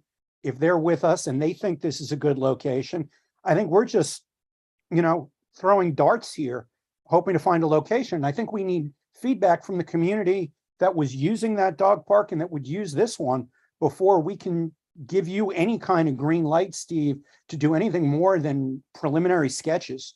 And I would not be comfortable saying, yes, this is a good location, go at it, without that kind of feedback from the public. That's great. That's what you get for starting up with me, Mr. Simon. No, I appreciate what you just said. Yeah, you would have done it anyway. I think if you just gave us a conditional, that's a reasonable point you're making. But I think if you gave us a conditional, go ahead and said, contingent upon the fact that we're going to come back and show you what we have in mind, and then you have absolutely, because to do outreach and get neighbors to come to the meeting. And Lowell, this step usually this is an unusual step here. Understood. Like usually Parks doesn't come to us to say, let us look at this. Usually they look at something, and then they'll come to us and then we comment. Believe me, I understand that. I just, I don't want to be seen as being given a green light and Parks spend, any considerable sum of money doing plans or whatever. Then we have a meeting and say, you know what, this doesn't really work. And Steve to either say, you guys are screwing me over because you told me that this was okay, or coming back and, we're just going ahead and Parks doing it anyhow. If I'm going to vote yes on approving the handball courts, it has to be very conditional that this is at the preliminary stage. We are not agreeing to a final dog run at this location, pending further discussions with Parks and the community. I second that. Great. Carl? Sure. So I would like to make a motion that the committee write a letter to Parks, basically memorializing a lot of what Lowell just said, but that they that we move forward with examining the potential use of the handball courts at Chelsea Park, and that they should come back to us with a plan that we can all opine on. And I would also just make a note for Community Board 4 and Janine that we need to make sure that we have extended the appropriate invites to the appropriate stakeholders in this area. To Chris's point, I think that includes, we definitely need to make sure NYCHA representatives and community members are here, the dog run folks are here, so that we can have a robust discussion. But we need to have something to talk about. And I don't think we have that tonight, so go for it. I second that motion. Thank you. It's first and second. Does anyone want discussion on the motion? I would, if a friendly amendment would be included to Carl's motion, is that we also include I believe it's Hudson Guild. Don't we have like full board in that meeting room at Hudson Guild over there, just right next to Chelsea Park? Yeah, I think that I Don't will. they do like youth tutoring and stuff like that there? There's like after school programs, etc. Yeah, I mean, I think I accept that, and I will give, I'll, let the chairs, we could talk about who the appropriate stakeholders are, but definitely I think Hudson Guild, maybe PS 33 at NYCHA, we want to make sure we're not surprising anyone. So, I think that I agree with your point, your amendment. Thank you. Katie's, I'm guessing it's on the motion. Yeah, no, I think the motion is great. I just would really like, as Therese said, their April 2022 policy about dog run sighting is rather long. I think it would be great if we could look at that so we all kind of know what Parks is thinking and we can be aware of the area. Yeah, we'll send it to Janine. That's a great idea. And Janine can forward it off to us, to the committee. Sally? I'm sorry, Katie, was there something else? No, that's it. All right. All right, so there's been so much discussion about this, I could be wrong, but I thought we already had the discussion where we all agreed that the place to explore was Chelsea Park with all the stakeholders. I thought we had that discussion. Maybe we didn't ever had that discussion. Okay, then I'm wrong. I thought we had that discussion, and we certainly don't want anybody spinning wheels. So somewhere I got the impression that Chelsea Park was already anointed as a great location for this. Just what to do there exactly was still on the table. So yeah, obviously we have to make sure that people think that this is the great location, or it doesn't make any sense.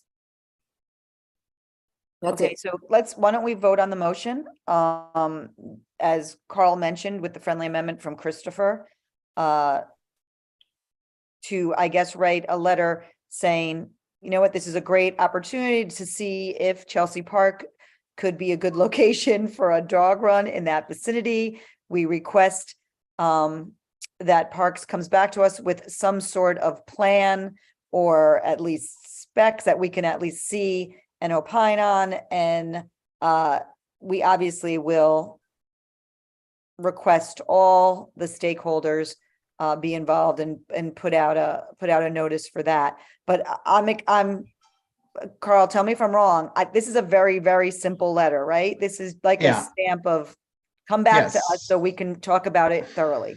Yes, and I hope that come back to us is next month. Yes. Because, yes, yeah. exactly. Come back to us in what are we? February. Yes. Great. Do I have a show of hands who is in support of that? Okay, put down all opposed. Great. So the motion passes. You will get a letter from us. Well, actually, There are a lot of people that weren't on screen, so I think you need to do that again. We need to ask, are there any objections? I saw some hands. I'll do it again. It's because some people not only they put their little icon up, Marty, but that's okay. Let's do it again. Why don't we say any objections? No, any present not eligible? Abstentions? Great. Now I'm happy. Good. The motion back. So I just want to give a timeline here, though. This will be written and then it's going to go to full board. And then it will be voted on at full board. And then in anticipation of it passing Parks, though, we, as Carl said, would expect then soon after that a presentation. Is that doable on your timeline? Is that a question for us? Yes. Yeah, we'll make it doable. Okay, great. Carl, do you want to write that one paragraph letter? Or I could. Yes, I would be happy to write that novel on behalf of. So wait, the timeline is going to be weird, Steve. The committee at the beginning of this month is unanimously approving this conditional letter, but the board won't approve it until a week before our next meeting. And I think we're hoping that you can be able to come to our next meeting without worrying about what the board's going to do. Would this be an administrative letter? Knowing how respected this committee is among the other members of Board 4, I'm going to assume that the letter is going to get approved Thank you. And I'm gonna work from that presumption. Thank you. Leslie and Marty. Yes. You could take this to exec. Yeah, I like Christopher's suggestion. I was thinking of an administrative letter. I don't think it can be an administrative letter because we're taking a position on something. That's correct. But you could take it to exec and then it would go to full board for ratification. Sure. I mean, I don't think there's really a time crunch. I mean, they know, we kind of know what's going to happen down the line. So whatever, I mean, they're going to come and present unless there's some crazy curveball that full board is going to vote it down of not to even pursue this option. But sure, Marty, I will defer to you, whatever form you would like or you would suggest is great. I agree with you. I beg your consideration, Lowell. I don't think it needs to go to exec. I think it's finished now, and we'll just write the letter and let it go to full board, anticipating that the full board won't object. And in the meantime, Steve will do his thing. Yeah, we're going to assume that you're going to be sending that letter to us. Great. You have a lot of faith in 50 people, Marty. Yes, we do. You guys that for some reason. Yes, we do. A crazy announcement that we're going to get signed out in 2 minutes, and I hope that doesn't happen. Yeah, we're about to lose our computer connection. Well, that's okay. I think we're done. We're done with parks. Yeah. Could I ask one question? Of course. Is Matt Green a member of this committee? He is. Not tonight. He's very lucky. He's very lucky. Well, he's had a lot of good experience working with parks. I hope he noticed that I mentioned that Corey funded the Hell's Kitchen project. I heard that, Steve. Yep. Okay, very good. Steve, you didn't notice. You didn't notice that his. You were on the meeting. I saw him smile. Okay, You didn't notice that his name is Matt Green, WPE member on the square. No, I just picked that up. I didn't realize it before. Hey, Steve, why are you leaving Carl out? Carl worked for Corey too. Oh, that's right. Yeah, that's right. We got the whole office here. We're all here. Yeah. Move the agenda. Yeah. Okay, thank you, Parks. Okay, thank you. We appreciate it. Next on the agenda is the Manhattan Borough President's Office to present a proposal for a new Waterfront Oversight Agency. And just to let the committee know, Marty and I we had a briefing with the Manhattan Borough President's Office on this topic, which was very much appreciated. So we saw this presentation and we would love to know your thoughts, but who is going to present for the borough president? Oh, Trish is here. Trish, hi, sorry. Hi, everybody. Is It's it not Trish? me. Is it you? Not me, somebody who's way more knowledgeable than I am. Just pretend that I'm just here in the background. I absolutely love listening to your conversation as a former Parks Committee chair, but just really wanted to give a shout out to Tommy Vest, who's our incredible general counsel and also environmental policy person. So I'll pass it over to her, but it's really lovely to see all of you. And I just absolutely love listening to your conversation. Hi, Marty. It's good to see you. Okay, take it away, Manhattan Borough President's Office. Hi, yeah. So as Trisha mentioned, my name is Tommy Vest. I'm the general counsel, also one of the environmental policy point people in our office. Chris Carroll, who's our deputy director for policy, was also intending to join us, and he was here for the first hour and a half, but he had a hard stop at 8 o'clock. So I'm going to present mostly solo on this. Clearly Trisha's here as well, but I want to take the opportunity to thank everyone for having us here to talk about our, I think, very exciting policy proposal. And I am going to try and share my screen. Let's see if this works. Can everyone see my my slide deck? Yes. Okay, great. So the premise of this discussion is really about the Waterfront Agency that Manhattan Borough President Mark Levine proposed a few months back now, I think back in October, around the anniversary of Hurricane Sandy. And the issue that we are addressing or hoping to address in part is the related to climate change. So I have this chart here. It's from the New York City Panel on Climate Change's report, their most recent. And a few points I want to highlight here. There's a lot of numbers, but here under chronic hazards, New York City is very vulnerable to sea level rise. And then we're also vulnerable to coastal flood, which are extreme events. So you have the chronic condition of sea level rise combined with the extreme events that occur at periodic intervals and are going to happen both more often, but also with increased intensity. So this is really made it imperative that the city try to address its coastal protection and fortify its coastline, given that we have 520 miles of it. We're a city of islands for the most part, aside Bronx, and we need to protect those coastal areas. But the problem that, as we see it, is that there isn't any one city agency that's responsible for protecting people and or communities. So you have lots of city agencies, as we are showing here, that have jurisdiction over the waterfront. And when you're talking about coastal protection projects that are currently in the works, they have tended to involve many agencies, both at a city, state, and federal level. You have the federal government who certifies flood protection. They also are providing funding. You have the state involved in that they also sometimes provide funding for some of these projects, but then have their own assets there. And you have DEC who gives permitting authority if it's touching waterfront or wetlands. And then you have city agencies, a hodgepodge, I would say, of city agencies. Some are designing the projects, some are constructing them, and then you will often have a cacophony of agencies who are actually going to be responsible for the operation and maintenance of these very complicated structures. And the problem, as we've seen it, is that especially on the city side, these jurisdictional ambiguities lead to disputes. Agencies say, we don't want to see this project happen at all because we don't want to be responsible for operating and maintaining it. Or they'll say, we shouldn't be doing that.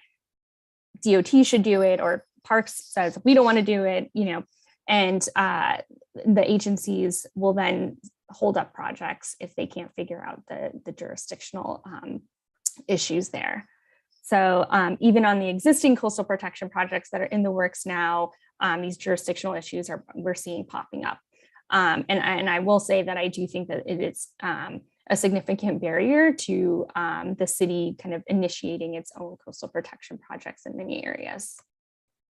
But this isn't just about, this proposal isn't just about coastal protection projects. I have a picture here that actually Trisha took of the East River Esplanade and the maintenance issues that we are seeing on our maritime assets already. So the Esplanade is an area that's heavily used and is frankly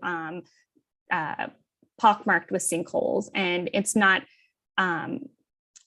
for want of community involvement. That is a heavily used area, and a big issue here is that the Parks Department has to prioritize all of these different initiatives, right? They're trying to, you gave them a list of all the different parks that they should be renovating, and they have to compete, those funds, those limited pot of funding have to also compete with these very complicated maritime assets, which are more difficult to maintain and much more costly.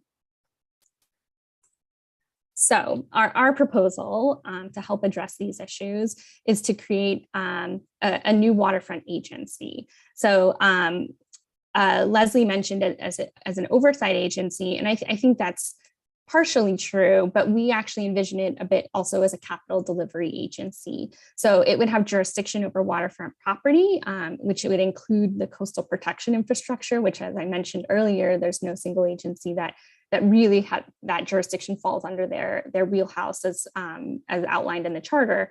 But it would also be responsible for maintaining marine structures and have to partner with operational agencies that'll still be responsible for those topside assets. So in the, the example from the previous slide, at the Esplanade, the Parks Department would still kind of be responsible for the benches and the other parts that are park-like features on the Esplanade. But the new agency would be responsible for ensuring that the bulkheads and the things that are underneath and that are in the water are operated and maintained in an effective manner. And they would be able to be given those resources and the expertise to do that in-house. And then the second component of it would be moving waterfront permitting to DOB. So this is a really obscure fact, but waterfront permitting currently resides in jurisdiction. A lot of waterfront jurisdictional issues reside at SBS currently. And in my experience, the SBS, when they get waterfront permits, will often just call DOB and say, do you think this is something we should permit or not? You know, more concerning than that is the fact that there isn't actually a waterfront code. You know, you have a building code, an electrical code, and a plumbing code, a fire code. There are many different construction codes, but if you're actually building something in the water, there isn't a code that the city follows when granting those permits. So we would push DOB to develop that code, which my understanding is that they're already in that process. I'm a former DOB attorney, and that process was started in 2017 and was paused because of COVID. But you know, DOB has that in the works already. But and then DOB has the infrastructure in place to grant permits and to review plans and applications as they do for buildings now. So we think it would be a more efficient and kind of consistent regulatory process to have DOB also review waterfront permitting. So why now? Why is this an important thing to pursue at this moment in time? Well, this has actually been something that has been a known problem within the city for many years. In fact, in its comprehensive waterfront plan that DCP released last year, they specifically have a whole section that's dedicated to waterfront management, and they recognize the need to improve coordination, management, and monitoring of current and future waterfront infrastructure. So this is something that actually both inside and outside of government, people have been recognizing a need to address for a long time. The other issue is that right now the city, the federal government, and the state are investing billions of dollars in New York City to build coastal protection features. And we need to ensure that there is effective operation and maintenance of those structures that are being constructed.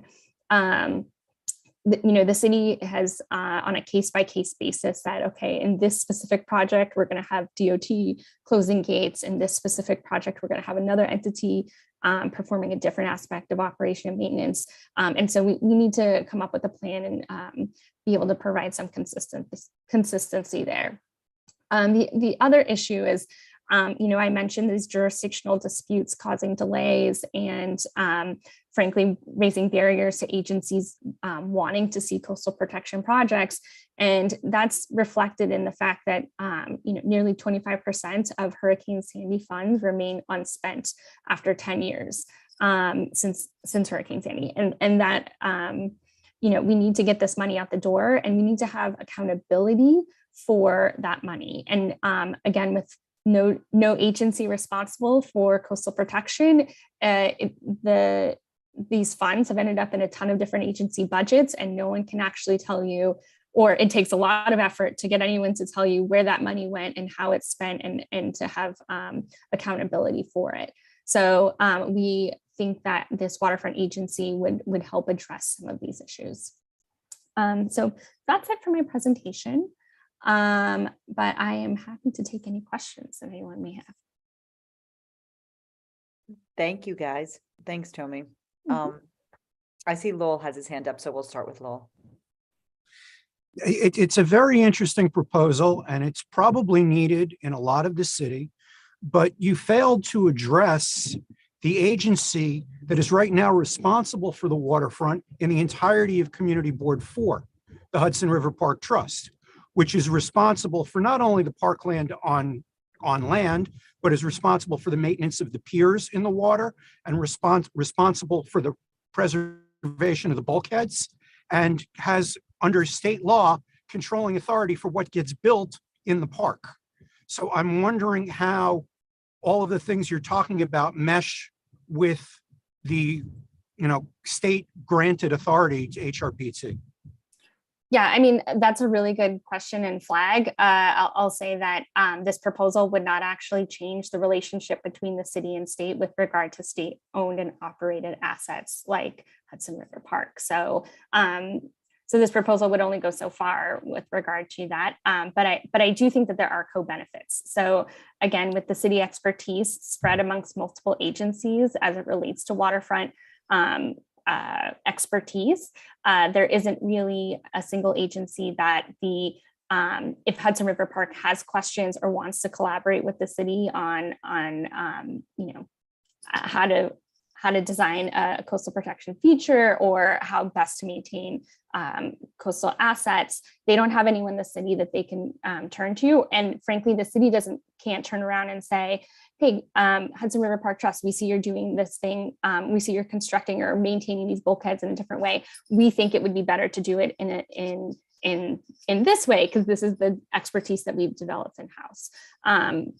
So unfortunately, again, we can't really change state law at the city level, but we do think that this proposal would have some co-benefits even from those areas that are state-owned and operated. All right, to the extent that this proposal will not change any state-owned or operated land, this proposal, except as you just discussed it in terms of, having another resource, does not affect Community Board 4, because Hudson River Park Trust controls the entire waterfront of our district. That's and possible. I'm saying that as the borough president's representative to the HRPT board.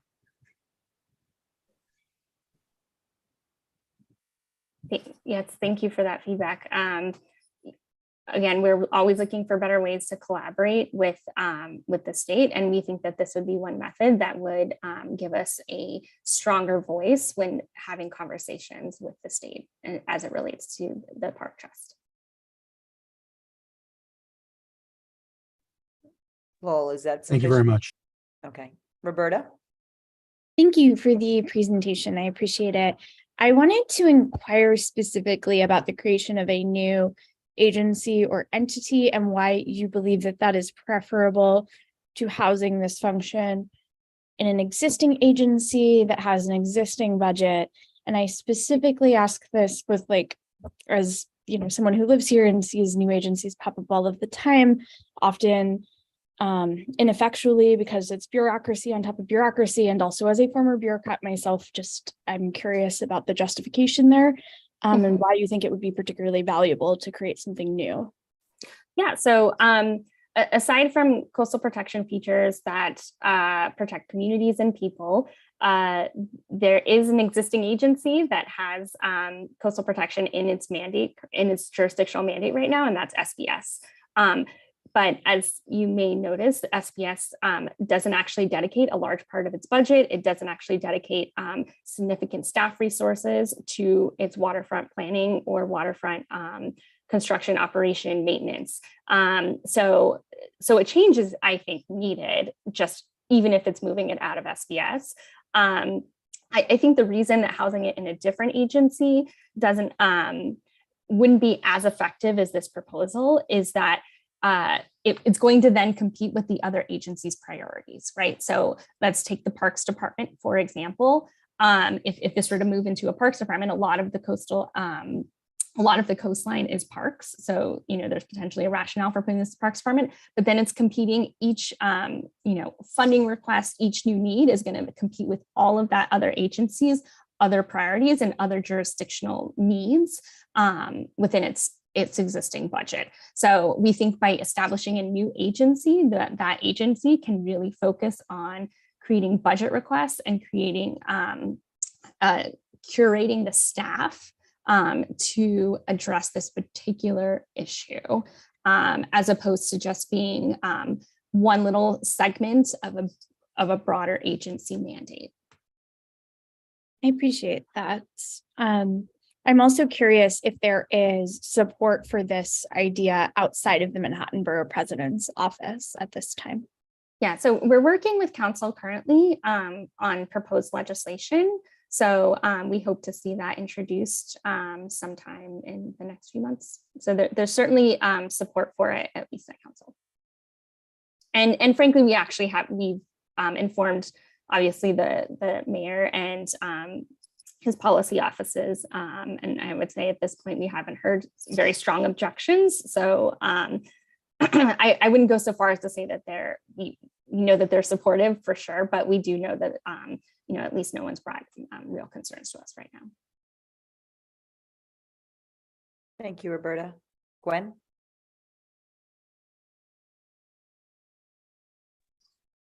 Hi, I've been through this process in Massachusetts, so doing the harbor plan and building a pier. And all of the groups worked, the different agencies, I didn't have any problem with that. I mean, they seem to all know. My impression was, and I don't know this for a fact, that at some point they all got together and figured out what really ought to be under their jurisdiction. And they were pretty good about sticking to that. And if we had to have meetings all together, then we did. But I do sort of worry about what you're saying about the Department of Buildings, because I have had very little contact with them, but what I have had, the questions they would ask and the issues they would bring up didn't really pertain to anything on the water. I mean, I worry that it's going to a new agency that has never been in existence and doesn't know what it's doing. I don't know that's going to happen, but that seems to be, I mean, that's not an office that normally deals with maritime stuff. Department of Buildings, yeah. So I mean, it would require some degree of staffing up on that expertise or training up on waterfront expertise. You're right that they do not currently issue waterfront permits, so they wouldn't be able to answer questions about that. They'd probably refer you back to SBS. But again, in my experience, SBS will then make a call back to DOB and say, well, what do you think about this? And part of the proposal is also that DOB develop a waterfront code. So they would have a reference point for granting and issuing permits, and they would have a document that would make it consistent. Okay, there's a whole bunch of CFRs that are federal, of course, that you'll have to look at for that. Mm-hmm. Of course. And I think with regard to your point about agencies negotiating jurisdiction, I mean, that's basically what happens today. But again, the problem that we are seeing is that there is a gap on these certain projects that don't fit within any agency's clear purview at this moment in time. So, and let's take the East Side Coastal Resiliency Project, for example. It's being mostly constructed in a park, but it also crosses the FDR.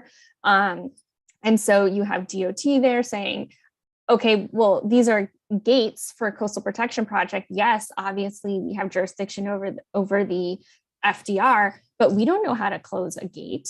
We don't know, no one in our agency has it within their job title to go and close a coastal protection gate. So that's not something that we want to take on, right? Those were kind of early conversations that we had, and even the Parks Department, they're fine with putting coastal protection features in a park, especially when they protect the park. If they don't protect the park, then you have alienation issues, and then you have jurisdictional issues. Is this really a park project? And if it's not a park project, then why is Parks budget going to be impacted by this? And why are we having to put our maintenance dollars into protecting something that isn't within our core mission? So again, they do navigate. The agencies are, when they've been forced to, they have been able to navigate and negotiate between them to kind of resolve. I would say resolve these disputes about operation and maintenance, but no one's happy about it. No one's willingly taking it on. No one's like, give me more coastal protection projects, please. And as I mentioned, we are seeing a lot of the city's coastal assets not being properly maintained right now as it is. And again, that's because of the myriad of competing interests that the agencies have in fulfilling from a budgetary perspective, and also the lack of expertise in each agency with maritime structures, which are really complicated and expensive. We are. And I found that even reputable engineers, you know, they sort of say, yes, I do marine stuff too, but they don't know, you know, and they'll put in, you know, the wrong kind of light pole that's going to get eaten up by, you know, salt water right away or something. Right. That's a real concern. But thank Tommy, you for can I add something really quick to that? Sure. Gwen, just because I was thinking when you were talking about Massachusetts, and I thought, oh my God, how nice it must be to hear somebody report on good coordination between agencies and good communication. But I will just tell you, and I can't help myself because I do love parks, and Leslie knows this, but I spent the better part of a decade trying to make sure that the East River Esplanade didn't fall into the water. And truly, depending on what step you take between block by block by block, there's a different agency that is responsible for it, and it is a nightmare. And not even just agencies, but Tommy, you could even point out that on the east side we try to do this piecemeal thing where hospitals or different institutions take control or take ownership of some of the esplanade in order to do those repairs in perpetuity, and it is just a mess. I don't think that there's any surprise as to why there's so many sinkholes on the east side.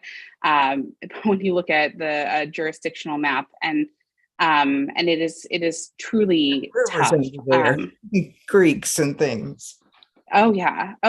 And add to the fact that most of at least the east side is held up by wooden pillars that are being eaten away faster every year because of the good news, the good things in the water. It just creates for a really dangerous situation. So just my own 2 cents, because I can't help myself when I listen to this wonderful conversation, you know, it is a real problem when it comes to jurisdiction and oversight and coordination. As any community board member knows, when you try to get Parks to talk to DOT, to talk to DOB, to talk to FDNY, and the rest of it. I hope none of those agencies are on right now, but you know how it is. Nobody's mentioned this, but we also have a second one. You know, we're also we're the environmental committee in addition to being waterfront and parks. So we have to watch about the environment as well. Totally. Thank you, Gwen. Brad, I saw your hand was up. Did you rethink? You don't want to?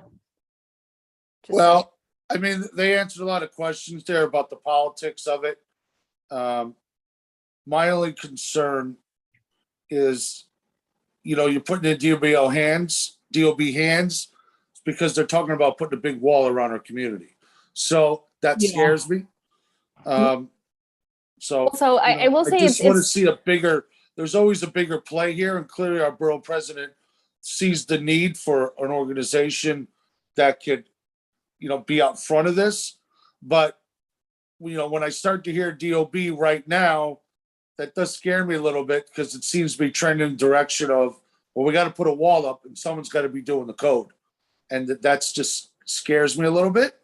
And this is kind of like early up the road to it, but that's where it's leading. And that's concerning. I mean, I'm for an agency at one point, but I also want to just, besides, will this agency also be looking down the future, energy in the water? What can we do offshore, wind, you know, besides just getting the federal dollars for protection? You know, is there a whole vision side to this, a 50-year plan? You know, that's kind of what, you know, I think could be a real asset. Mm-hmm. Yeah, I mean, I would say that coastal protection planning in general is very much a long-term endeavor.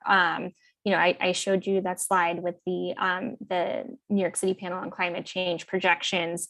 I think we would really want to see that those projections are taken into account in the development of these coastal protection features. Again, it's something long-term. We're planning for the 2100s. We're not necessarily planning for the tidal inundation that you're seeing today. It wouldn't make sense to construct a capital project to address current day flooding and not looking out into those future sea level rise projections. So yes, I would, but in terms of like wind farms that are in the water, you know, I think the city's jurisdiction generally ends at the low tide mark. But yeah, I think it's about envisioning a living coastline that the communities can still interact with, and having a living coastline. But there's not going to be much of a coastline if the seas keep rising and the storms keep coming and destroying our parks. So in our recreational spaces, and that's certainly part of it. Thank you, David. Thank you, Tommy. Forgive me if you mentioned this and I didn't catch it, but are you proposing a mayoral agency? It would be a mayoral agency, yes. Okay. Are most of the agencies that have the jurisdictional issues also mayoral agencies? So yes, they're all mayoral agencies. Okay, so it makes sense that the mayor, in the event of a jurisdictional squabble, could step in and cut through the red tape, correct?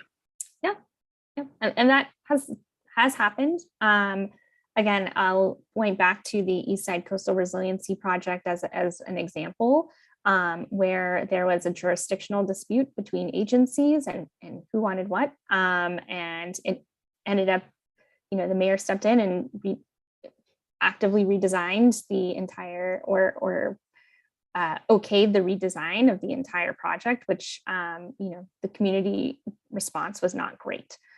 So yes, the mayor always has the option of stepping in, but if he stepped into every single capital project, or had to step into every single capital project and invest that amount of time and capital, political capital in these things, you know, that's actually what we're seeing. We're seeing that these projects come to a loggerhead, and then it's taking someone actually getting the mayor or a deputy mayor to come in and weigh in on project, like individual level decisions at a project level. And that's not the way the city can functionally operate and do these projects. We can't have deputy mayors sitting in on every single project call for each coastal protection project in the portfolio.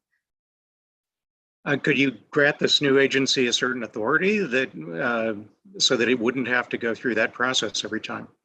Yeah, so that's our proposal.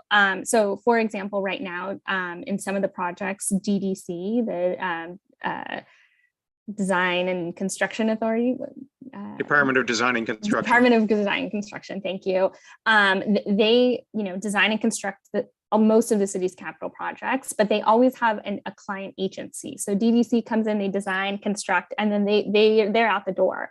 So they don't want to make decisions about, they want the client agency to tell them, how should we construct this? What are you looking for? We'll help you with, you know, with the specs, but it should be with the input from the client agency. And right now with these coastal protection projects, DDC doesn't have a client agency. It's 6 different agencies saying, well, we don't want this in the park, but maybe we want that. But you have the Mayor's Office for Climate and Environmental Justice, former Mayor's Office of Climate and Resiliency saying, but we actually think the coastal protection feature needs to be at this level. And Parks says, you know, or DOT says, well, we want a road raising, we don't want gates. And so again, it's there's no single client agency making the decisions on the project. Not to say that that agency, again, wouldn't still coordinate with those other ones, but at least there would be one point of contact for DDC to go to make those decisions. And again, in my experience, some of these squabbles have had to go to the level of deputy mayor, had to go to the level all the way up to the mayor. And that has really led to a lot of delays on these projects. Thank you. Mm-hmm. Thank you, Tommy. I just have one question, and you kind of touched upon it. So recently, there is a consolidation of offices, which is now the Mayor's Office of Climate and Environmental Justice, which you just mentioned, and that's actually been consolidated for that reason. So where would this fit in? Because you would think that Waterfront would be part of that. Is this now a separate agency? Are they going to work in tandem? Is one going to be absorbed by the other in how you envision that? Yeah, so the Mayor's Office of Climate and Environmental Justice, it is a mayor's office. It's not actually an independent agency with its own budget line. So I think how our proposal is different than the currently existing MOCEJ is that it would be a standalone agency with a commissioner, with a general counsel, with procurement authority, with its own budget lines, its own direct connection to OMB. It would be a capital delivery agency with its own staff that would be able to go out and operate and inspect the projects, its own engineers to help advise on the design and construction of them with DDC.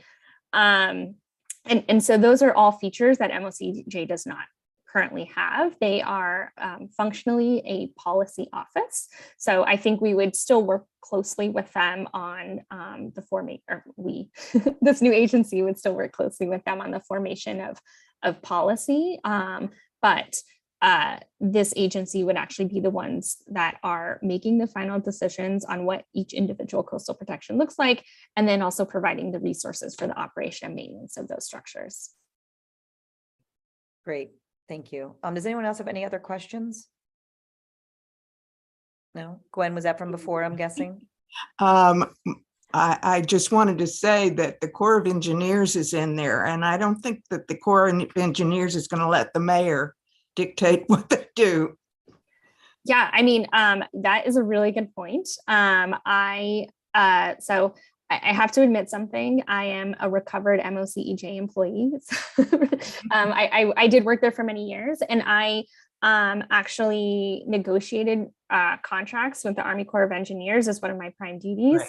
And I will say that the Corps is heavily involved in several different projects in the city.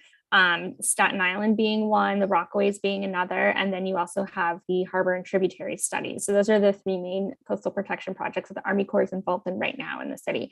But the Corps does actually take, as a non-federal sponsor, the city is ultimately on the hook for operating and maintaining these structures. Yeah. And we do provide some funding for them as well, depending on the project. So in Staten Island, it's 10.5%. In the Rockaways, it's 0 because that was 100% Sandy funding. And then if the harbor and tributary study actually becomes a full-blown project, the city would probably also be on the hook for 10.5% unless Congress decides for a different formula for that. So, because we do contribute money to it, because we're ultimately the ones that are responsible for long-term operation maintenance, and because the city would also have to be the ones that acquire the property necessary for the project and do any environmental remediation necessary for the project, they do listen to us in some respect. So it takes a lot of effort. And again, this is where I think that the agency could be really helpful. Right now, MOCEJ tries to coordinate all these different agency responses. But I would say it would be more effective if we had in-house expertise at an agency with waterfront management expertise who deals with the Army Corps on a regular basis, leading those conversations and being the one saying, well, we're the ones that are on the hook for operating and maintaining this. This is our thought on it. Here's why we think this is the right approach or not. But so the Corps is definitely a difficult partner to work with. I do not disagree with you there at all, but no, I didn't have any problem with them. I just saw them railroad everybody. They do railroad for sure, but I think this is something that I pointed out to them on several occasions, is that the Army Corps is a lean federal agency with a few thousand employees. The city is an agency, or the city is a level of government that has 300,000 employees and a $1 billion or $100 billion annual budget. We actually dwarf the Army Corps in size in a lot of ways, and sometimes also in political connections. And so that's how the city is able to, I think, wield a little bit more power or opposition if need be with the Corps, and influence some of their decision making when it comes to projects that are happening in the city. Great. If there's no other questions, does anyone have a motion? I mean, listen, you would think Manhattan or New York City would be unique to have this agency. We are pretty much surrounded by water, and there's 2 islands. But what, if anyone has a motion, because I'm guessing the Manhattan Borough President's Office is coming to us, A, to present this idea, and B, for our support. Absolutely. In some form of a letter, correct? Yes. Okay, great. Roberta, oh, I'm sorry, Roberta, you had your hand up. Just put it down. No, I just had that question that the request was for board support. Marty. I'm not I mean, what I heard makes a lot of sense, but I'm wondering how our community, given what Lowell said at the beginning of the conversation, weighs in on this. If we're weighing in on something that doesn't, in the long run, the waterfront and the water goes wherever it wants to go. But how do we put Hudson River Park Trust together with what we just heard?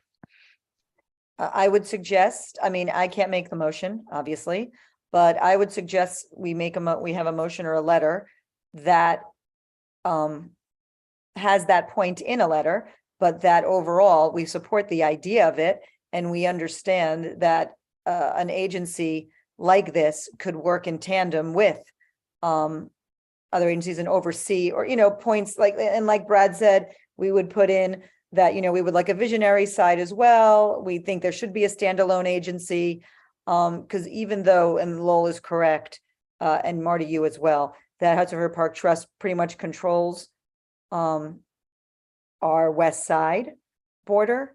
But that doesn't mean that it wouldn't work with an agency such as this for many projects or policy. In fact, it might be beneficial, but again, if anyone sees that motion, I would like to write a letter on that, but if anyone would make a motion, that would be wonderful. No one wants to support for this? I'll make a motion to support. Thank you. Anyone second? I would second that. Thank you. May I So- ask one question before, just Of clarifying? course. Who are we addressing for this support? Is this to the mayor's office as well as to our council members' office, or are there additional folks that you would want to request support from? I think council members and the mayor would be ideal. They're the ones that will ultimately be kind of determining the fate of the legislation that gets drafted. Thank you for the It question. seems to me there's if we write a letter supporting this agency, it should also go to the Hudson River Park Trust. Yeah, especially in our district, we can definitely CC a bunch of people. I wouldn't say that we would write a letter in support of an agency. I think we would my suggestion would be to write a letter in support of the exploration of this agency. And to see if it would be A, beneficial, and B, beneficial to our district with the points that we have discussed. I don't think that, the letter from what we preliminary heard today, that we would just say, yes, this agency should move forward and please create it right now. It would be more of we think that this is a really important topic, a standalone topic, especially what we're seeing today. And we think that this is definitely worthwhile to explore seriously. Does that make sense? Okay, so and Marty, you and I can go over the specific points, but if anyone had any additions, we're going to talk about that, what I just said, the visionary side, which I liked that Brad brought up, the HRTP, Hudson River Park Trust element for us. And I guess just to mention that this is envisioned as a design and construction, a standalone agency with its own commissioner, and that has a capital budget with expected deliverables to work amongst these other agencies when it comes to A, environmental coastal resiliency, and B, just really waterfront in general. Did I miss anything, committee? Yeah, I would say waterfront asset management. Okay. Did I miss anything, committee? If anyone wants anything that we discussed in there? All right. With a show of hands, I'm just writing that down. Go for the objections first. Sure. Any objections? I'm present, not eligible, Leslie. Gotcha. Any abstentions? I'm going to abstain. Okay, one abstention. And except for Lowell, any PNEs? Great. We will write it and it will go to full board and you will then see it. But thank you guys for coming. And by the way, thank you for also taking the time to do the debriefing before, because I know that's a lot of time out of your schedule. Yeah, no problem. Thanks for We having us. appreciate the Borough President's office for doing that. Yes, of course. And Thank I you. personally Thanks always for like having us. seeing Tricia. I like you guys. This is great. Less We're yelling. come on, you than can my say it. board. We're the best board. Just tell them we're the best I will board. We all not. know. I will not say that, but I will. Coming from the quietly Upper East listen Side. on. Okay. Good to see you guys. Happy New Bye, Year. guys. Thank Bye, you. thank you. Great. Okay. Highline, you have been waiting so patiently. And actually, you're another one that, two things I want to mention. I know you're on a little bit of a tight deadline with our letter. So one, thank you for postponing. You were supposed to present in December. So we really appreciate it. And B, also your time. You debriefed us as well. So thank you for your time. So hopefully we can get a quick letter turned around for you. But I think we do have the time for this, but we'll explain it later. Go ahead. I'll leave it to you guys. Great. Thank you, Leslie, and thank you for having us. My name is Patrick Azari, and I'm the Senior Director of Planning, Design, and Construction at Friends of the Highline.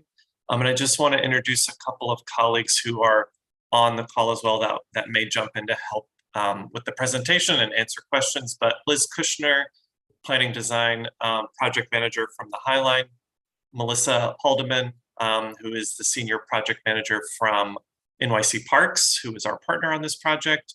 And then we're also joined by our design team, James Corner Field Operations, Isabel Castilla, a principal there, and Kim Cooper, Senior Associate, who will be actually walking us through this material. Just a few words about what we're looking at today.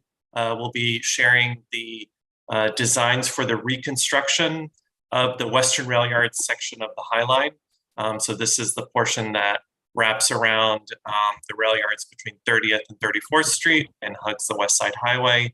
As many of you know, this section opened back in September of 2014. But due to an intensity of high use, some of the materials have deteriorated and require some rehabilitation so that we can ensure that we can welcome visitors and keep staff safe. So that's what we'll be walking you through today. So I'll turn it over to Kim, who will show us the designs for this work. Great, thank you, Patrick, and thank you to the members of the board and the community for your time this evening.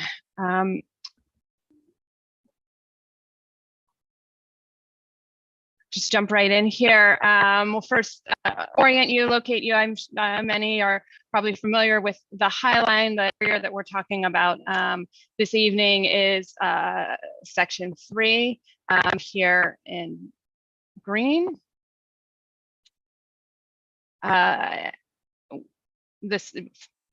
Turning your orientation on this slide, but here's the Hudson River West over here. What we're talking about in section 3 is what we call the Western Rail Yards, or the interim walkway here. So it's just west of 11th Avenue, between 11th Avenue and the river, and then between 30th and 34th Street. This section of the Highline was originally, or the design intent for it is to really celebrate the wild landscape that was found here and self-seeded here when the train stopped running. It consists of largely of a pathway with made of bonded aggregate and railings of galvanized steel, and also some furnishings at some of the gathering or broader points of the Highline. You know, the path, the walkway, the walk along this path really highlights a lot of the wonderful views that this section has of the Hudson River and of the rail yards. And another one of the, you can see that going down here, and another one of the great features of this section of the Highline is its at-grade entry at 34th Street.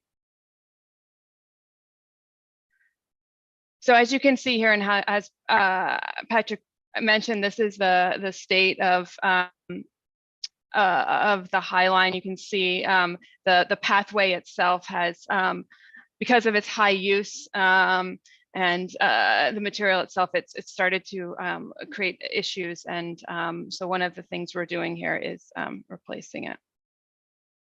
In addition to that replacement, we are also are taking the opportunity to replace some of the material on the furnishing, the wood. We are replacing it with a different in kind with a different type of wood, and we'll go through that. We're also using this opportunity to bring lighting here to this part of the High Line. It's a new design element.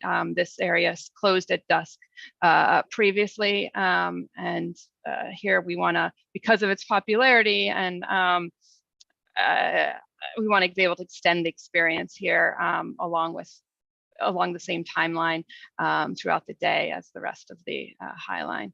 And then there's also a minor encapsulation scope. But the majority of the elements are not changing, including all the railings and the painting and the plantings.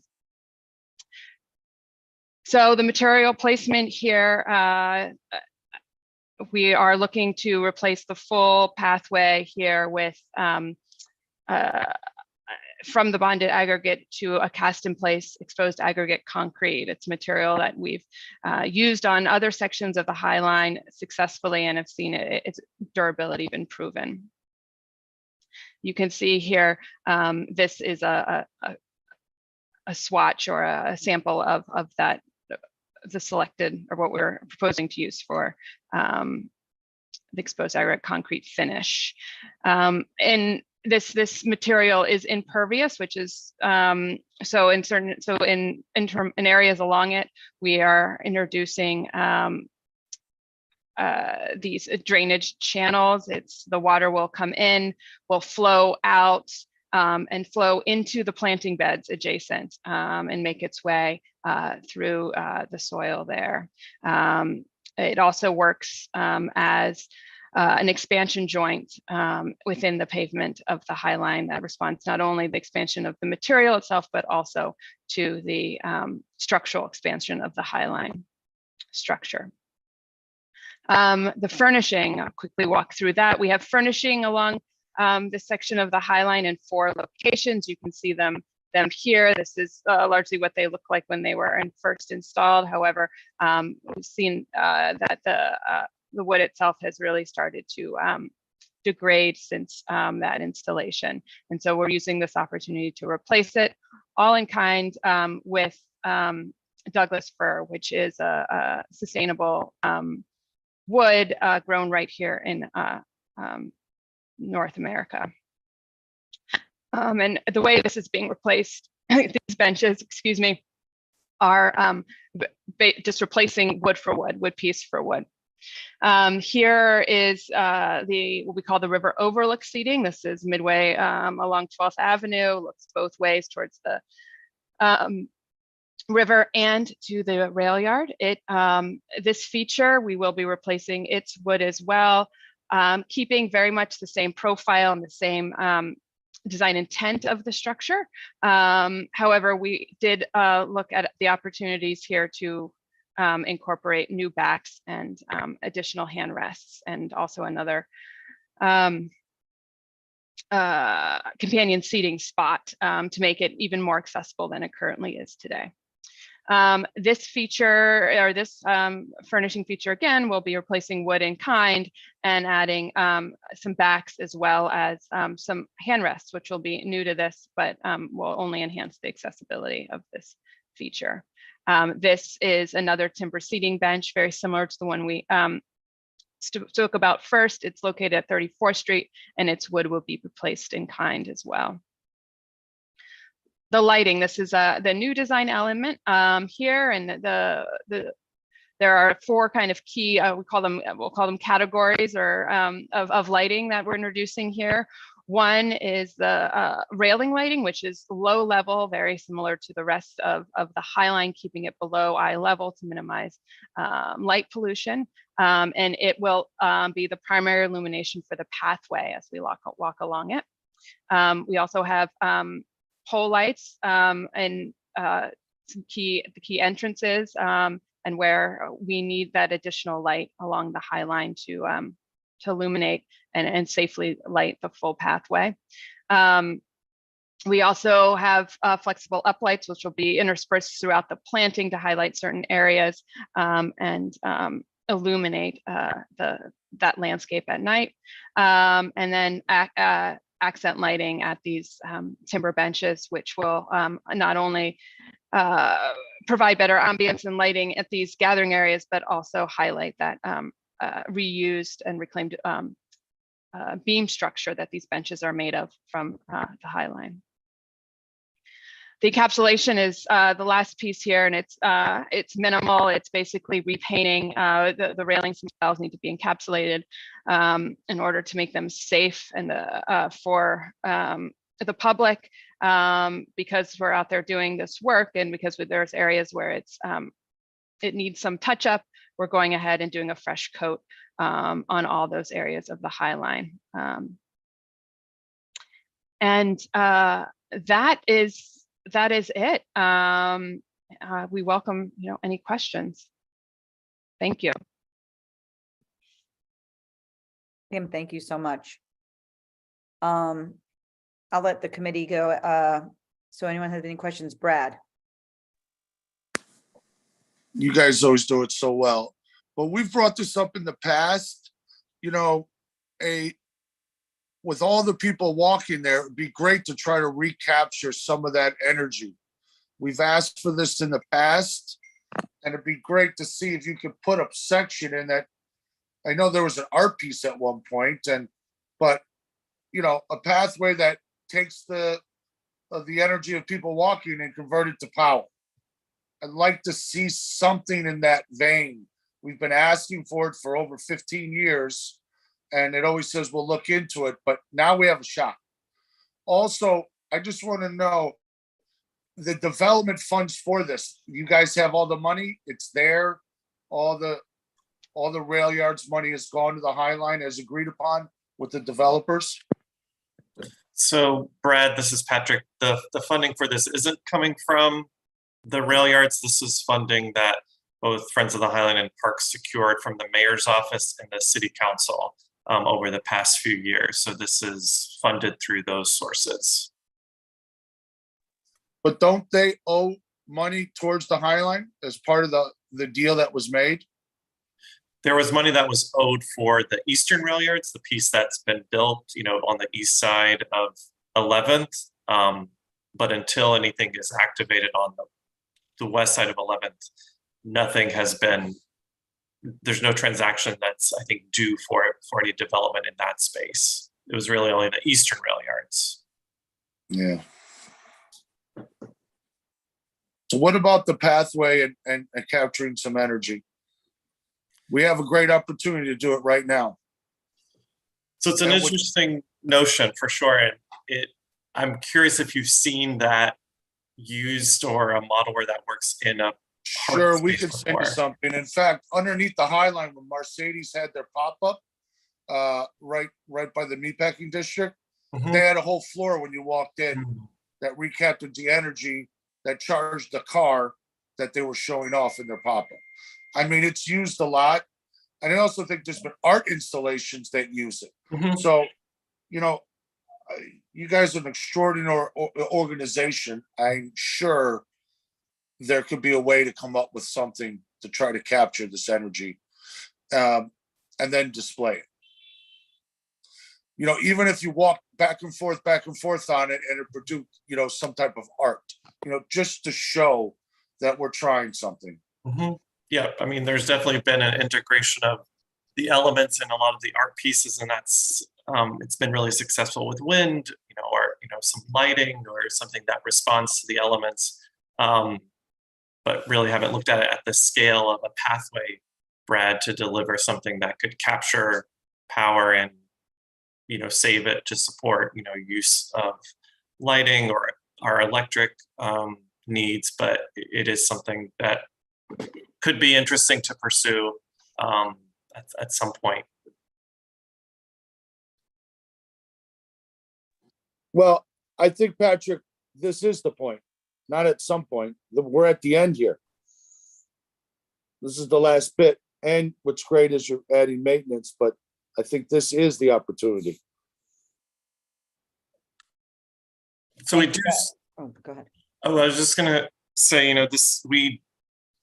there will be another opportunity to revisit what this section looks like when the Western Rail Yards, development is advanced. This is really trying to celebrate, the simplicity of a pathway and the original plantings, the self-some plantings, and the views from the structure. And so it isn't something that we've looked at as part of this project, that really focusing and approaching it as a replacement in kind that mirrors the design that was in place originally. So trying to keep as many elements the same, but using materials that will get us a bit more longevity, addressing some of the wear and tear issues that we've seen since it was completed. Patrick, I get it. And what I'm saying is now's the time. We don't have to keep waiting. We don't have to keep waiting. And our job is to ask and see what happens. Not to say another 10 years we do maintenance, we'll take a look at it. I think it can be done. I'm going to send Janine a picture right now. She'll put it on the screen. It's been around. She'll pop it up now. Okay. Actually, Janine, before you do that, can you just put us, yeah, thank you.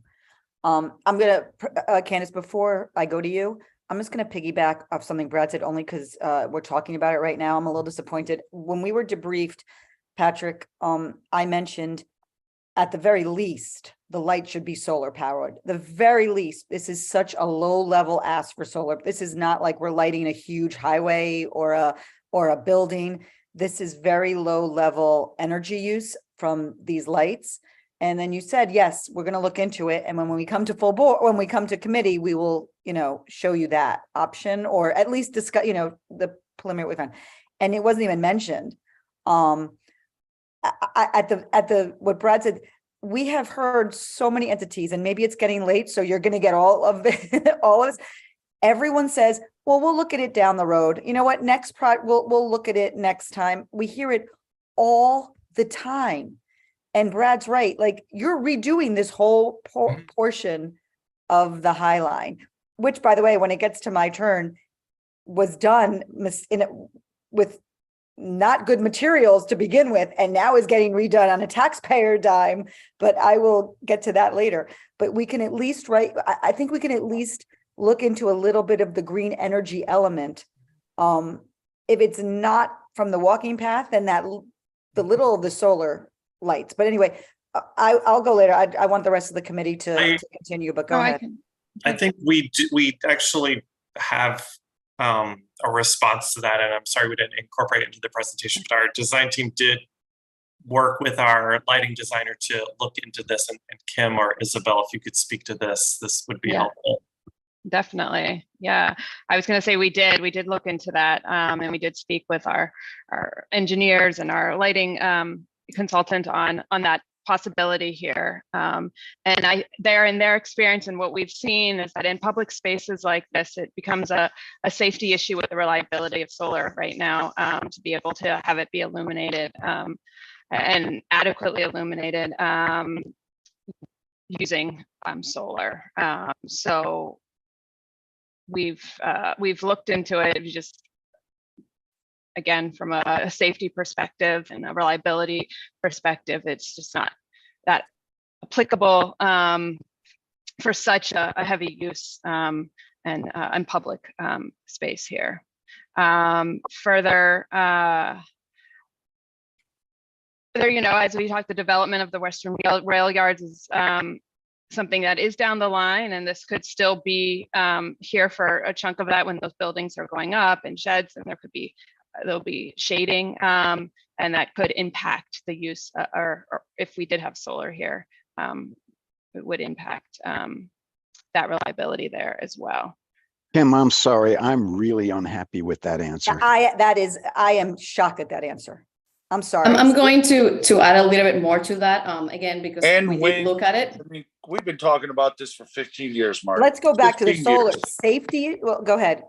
I'm sorry. Sure. So as Kay is mentioning, one of the main issues with solar is that you do need to obtain enough solar energy to ensure you have enough power for the lighting, right? And in a city like New York City, where we do have dense developments and a lot of shade, you do have winter conditions and shady conditions and storm conditions where there might be a period of time where you do not get enough solar. it is critical you do have a backup infrastructure, because that's the only source of That's light fine. for A public hybrid, space. a hybrid would be fine. Correct. That would be The fine. issue is, again, because we did look at it, the issue is that the footprint of the High Line is so limited that we are not able to physically fit that backup infrastructure along with the solar infrastructure, because the solar infrastructure needs to go back to a series of batteries that will then go back to the lighting. And in addition to that, we still need to have all of the electrical connections, all of the transformers to be able to provide backup. So when we look at a park that is fully exposed to the sky, that does not have the urban conditions that we're talking about, that does have the footprint for that backup energy, that is certainly a solution.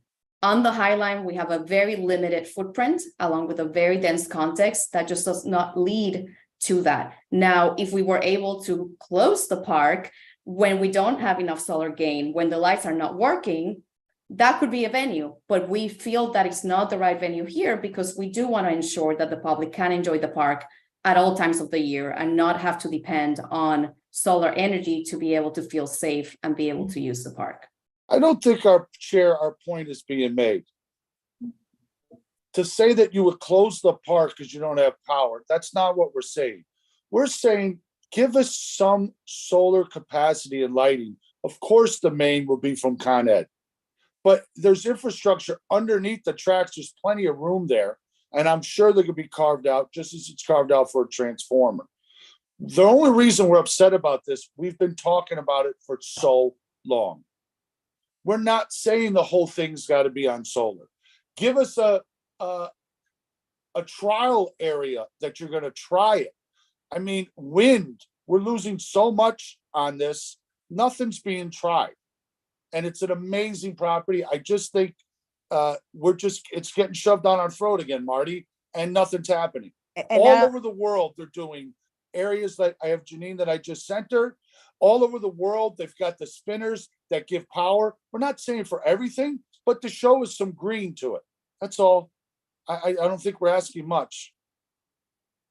and Isabel, I have to say, looking into solar a bit myself, power and other projects, I understand what you're saying, but I think your response illustrates that you guys haven't seriously looked into it, because it's not a lot of infrastructure actually for solar lighting, especially the low level energy needs that this type of lighting, like like you said, light up pathways, some of the overheads. That's not high energy lighting.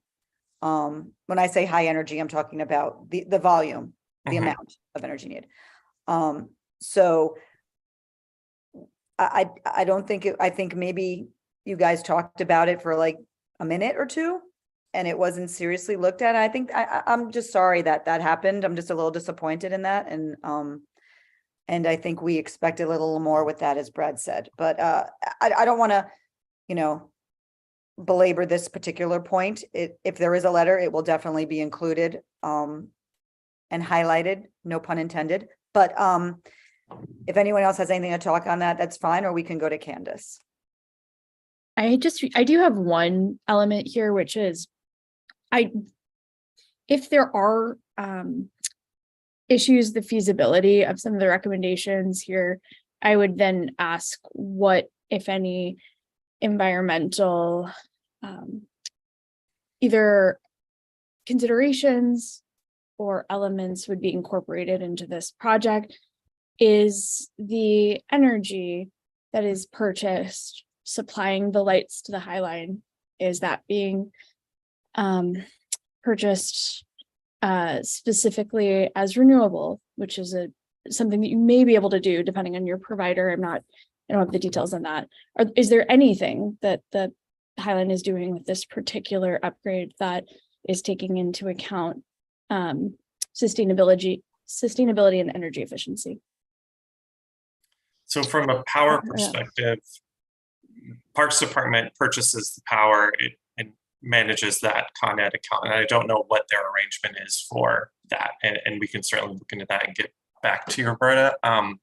In terms of sustainability efforts, I think there are several with, not only when you think about the High Line itself as an infrastructure reuse project, but particular to this section, we are not adding a irrigation system. We're relying on those troughs that Kim pointed out. They're placed every 100 feet that collect the water that then gets directed into the planting beds captured there, so that it's not going straight into the city storm line. So there is that element of sustainability that's added to it, in addition to the wood that is being used for the furniture, the Douglas fir that was mentioned, the way that it's sourced and used for the project. Isabel, are there others that you would mention in addition to those two? Yeah, in addition to that, the concrete that we're using will have a lot of recycled content as well, as much concrete does already. And that's one of the reasons we chose the material, is one that is very robust for the kind of use we use, but also does have recycled content that contributes to that effort.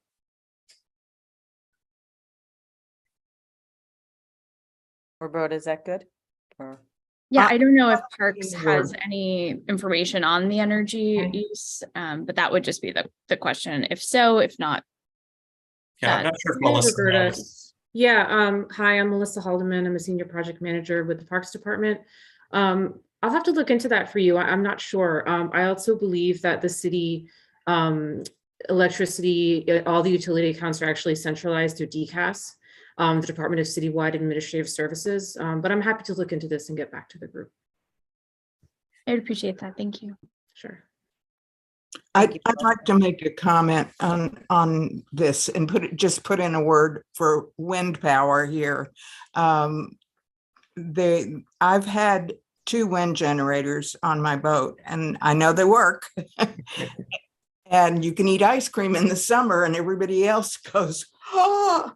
But anyway, that's another thing that does generate all the time, that there's wind, and there's wind more times than there are sun. So, and the small ones there's no danger from them. You can put your arm in it and it might give you a bruise, it might not. And a series of those in one area would be great, in my opinion. That's it. Candace? Hi, I just had a question about the entrances and the exits. What I was looking at, there's only one entrance and not one entrance, one exit, but there's 2. Is there any plans to make it entrance on the West Side Highway so people can jump on and get onto the High Line from there, or they have to go to 34th or to 30th to get onto this new project? So the 2 access points that exist now are the 2 that will remain. There is, as part of the rezoning requirements for the Western rail yards, when that's developed by Related, there is a requirement for a connection. I think it's at 32nd or 33rd, but kind of halfway point, Candace, that would provide access to that development, similar to the Hudson Yards connection at the crossroads between the High Line that exists there today, kind of closer to 10th Avenue along 30th Street. So it is kind of built into the language of the zoning, but it's kind of triggered when that area is developed.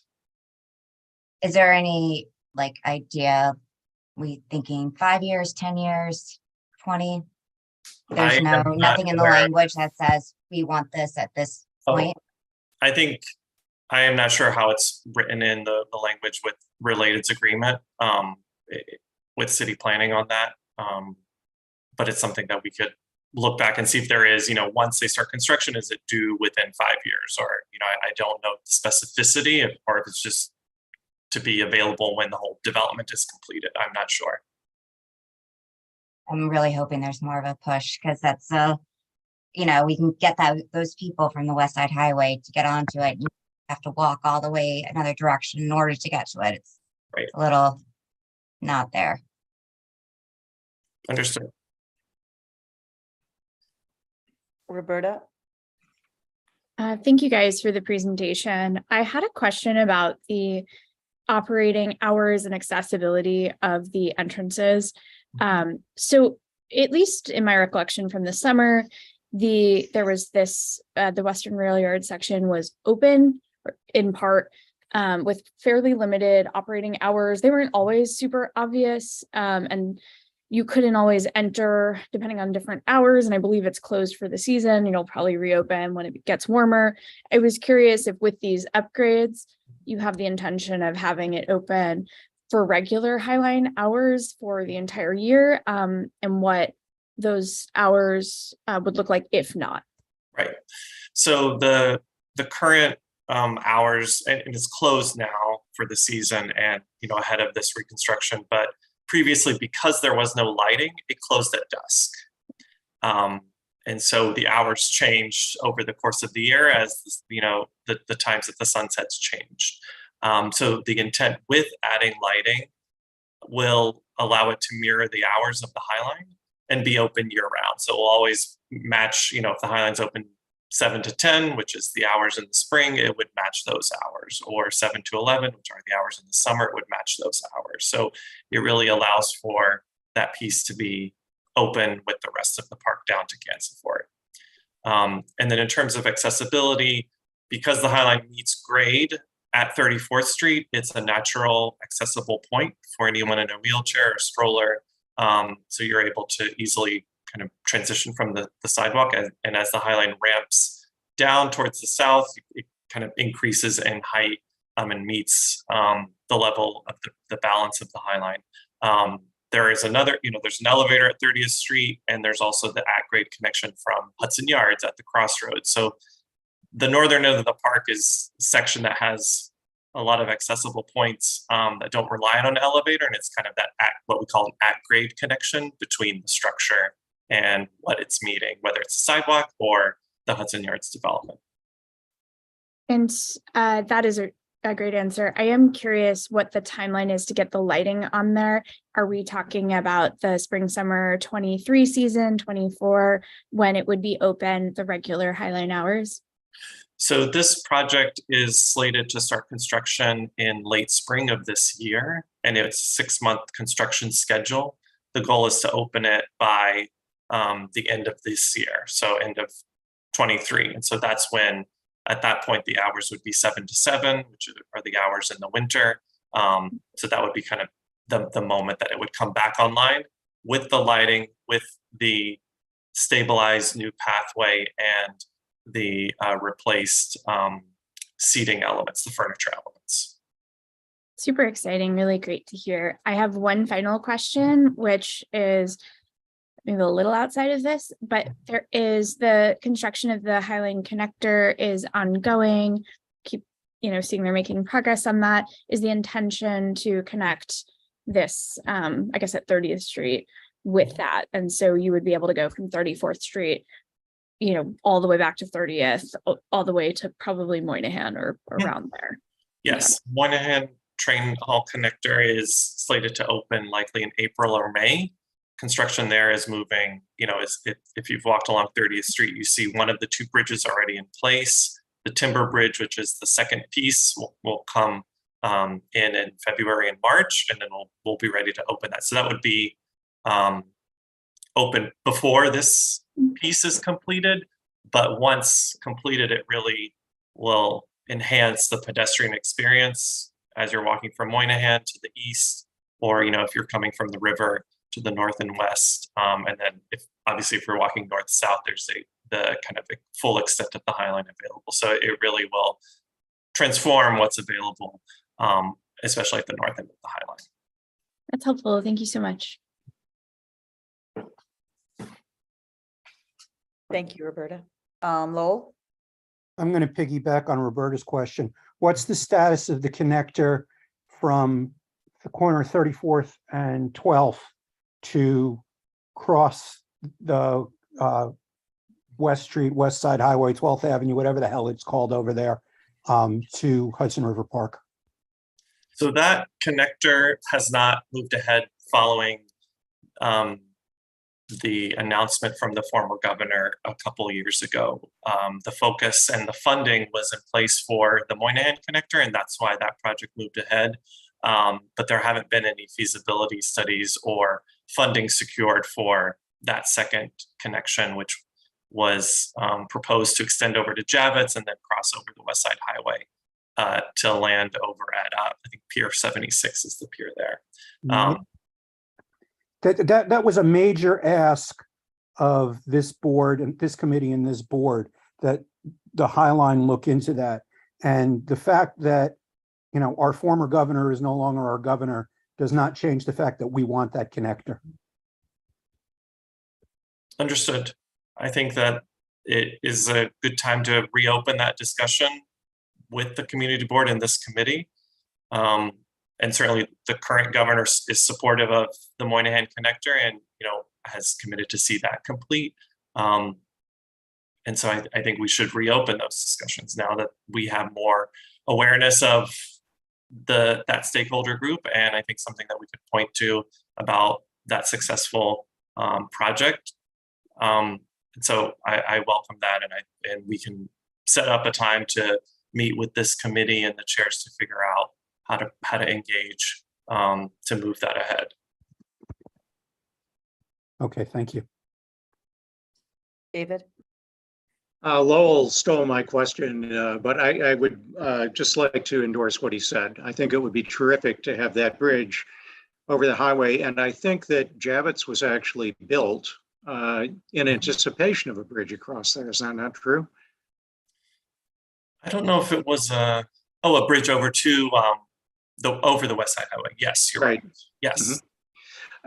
Also, I don't know if I'm making this up or if it's a very vague memory. Was there a time when this element of the High Line was meant to be more further developed, more like the rest of the High Line? Is that true? Yes, there was. And it was largely, you know, the way that it looks like today was largely a result of, you know, the Western rail yards not being developed. You know, the eastern part of Section 3, you know, was more or less designed at the same time that the Hudson Yards was developed. And so there was something for the design team to respond to as the design was developed. I had mentioned earlier the requirements in the zoning around a connection between the High Line and the platform that will be built. And so absent of any movement with Related and the Western rail yards, it really doesn't make sense to move ahead with any kind of major reconstruction of this portion of the High Line to kind of match what's located south of this location. But at some point, I think, David, that conversation will come back when there is a bit more clarity on the timeline for the Western rail yards, which we are not aware of what that is and what that would look like. Okay, and final thing, just to move back to the lighting, it seems to me that some of the lighting is, you know, it's kind of elective. It's like accent lighting, the light that goes upward. It seems to me that you could probably have that be solar powered, and if it goes out, it's not a risk to public safety. I would just ask you to approach that with a little more imagination and resourcefulness. That's a great point. Yep. Thank you, David. Great. Anyone else? Any other questions? Lowell, I'm guessing that hand is up from before, but I don't want to assume. Before you summarize, I want to re-underline the environmental issue of both light and water. We talked about at the briefing, but was brought up by others here. I see the High Line as an environmental monument to the city. You saved a railroad, you planted, not to carry through with the kinds of suggestions that this group of folks has made tonight, both for solar, for the lighting, wind possibly for the lighting. And I appreciate that the water, the rainwater is going into the beds. I hope you'll continue to look at the possibility of capturing the excess water in a serious storm event.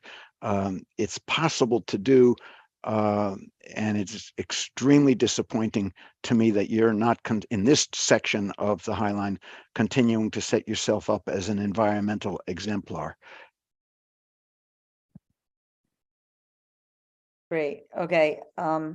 I agree with Marty. I think you hear us on the environmental portion of it. And I think maybe we had hopes with this because it is a smaller section. It is a redo. It's like a good opportunity. It's not like, we're lighting, acres and acres and acres of pathways here or land. So that will be reflected in the letter.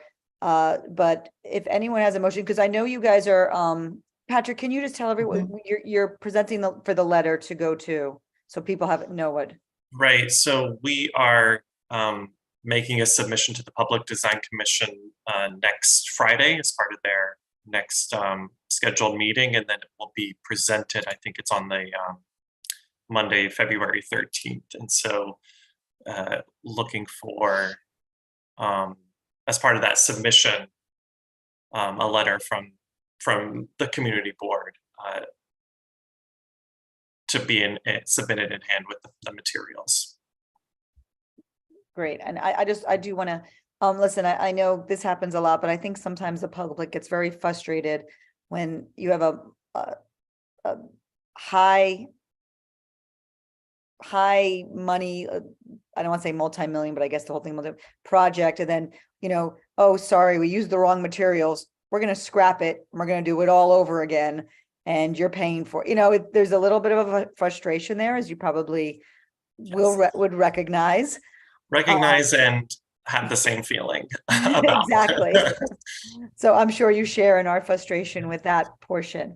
But if anyone has a motion that we can deliver them a letter and write a letter, praising the High Line, and we're excited about this, despite our reservations of what is not in there. We are excited this is going to be done, and it's going to be done right, and it's going to make it a more, a better, more beautiful space than we already have, which we, our relationship with the High Line, we love. So if anyone makes a motion that we can reiterate that, along with some of our concerns that we think should be implemented. And this is a very good time, as Brad said, to do so. I'll make that motion. Anyone want a second? Yeah, I'll make the motion, yeah. Great. Sally, thank you. Roberta, thank you.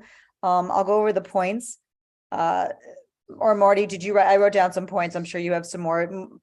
I don't want to just say solar. I'm harping on that, but I know there were some other green energy suggestions. And we know some are, way up here and some are way down here, like we get. There's a scope here of what's possible. But we do want to just put it in anyway for documentation purposes. By the way, I love the backs on the seats. We'll put that in. And then we'll just talk about the points we talked about, that we're happy this is happening. We look forward to the final product. And some of the other mentions of the entry point, the green energies. And is there anything I'm missing, guys, on a point that should be included in the letter, other than those points, and other than, obviously, we're happy that the High Line is moving forward on this project?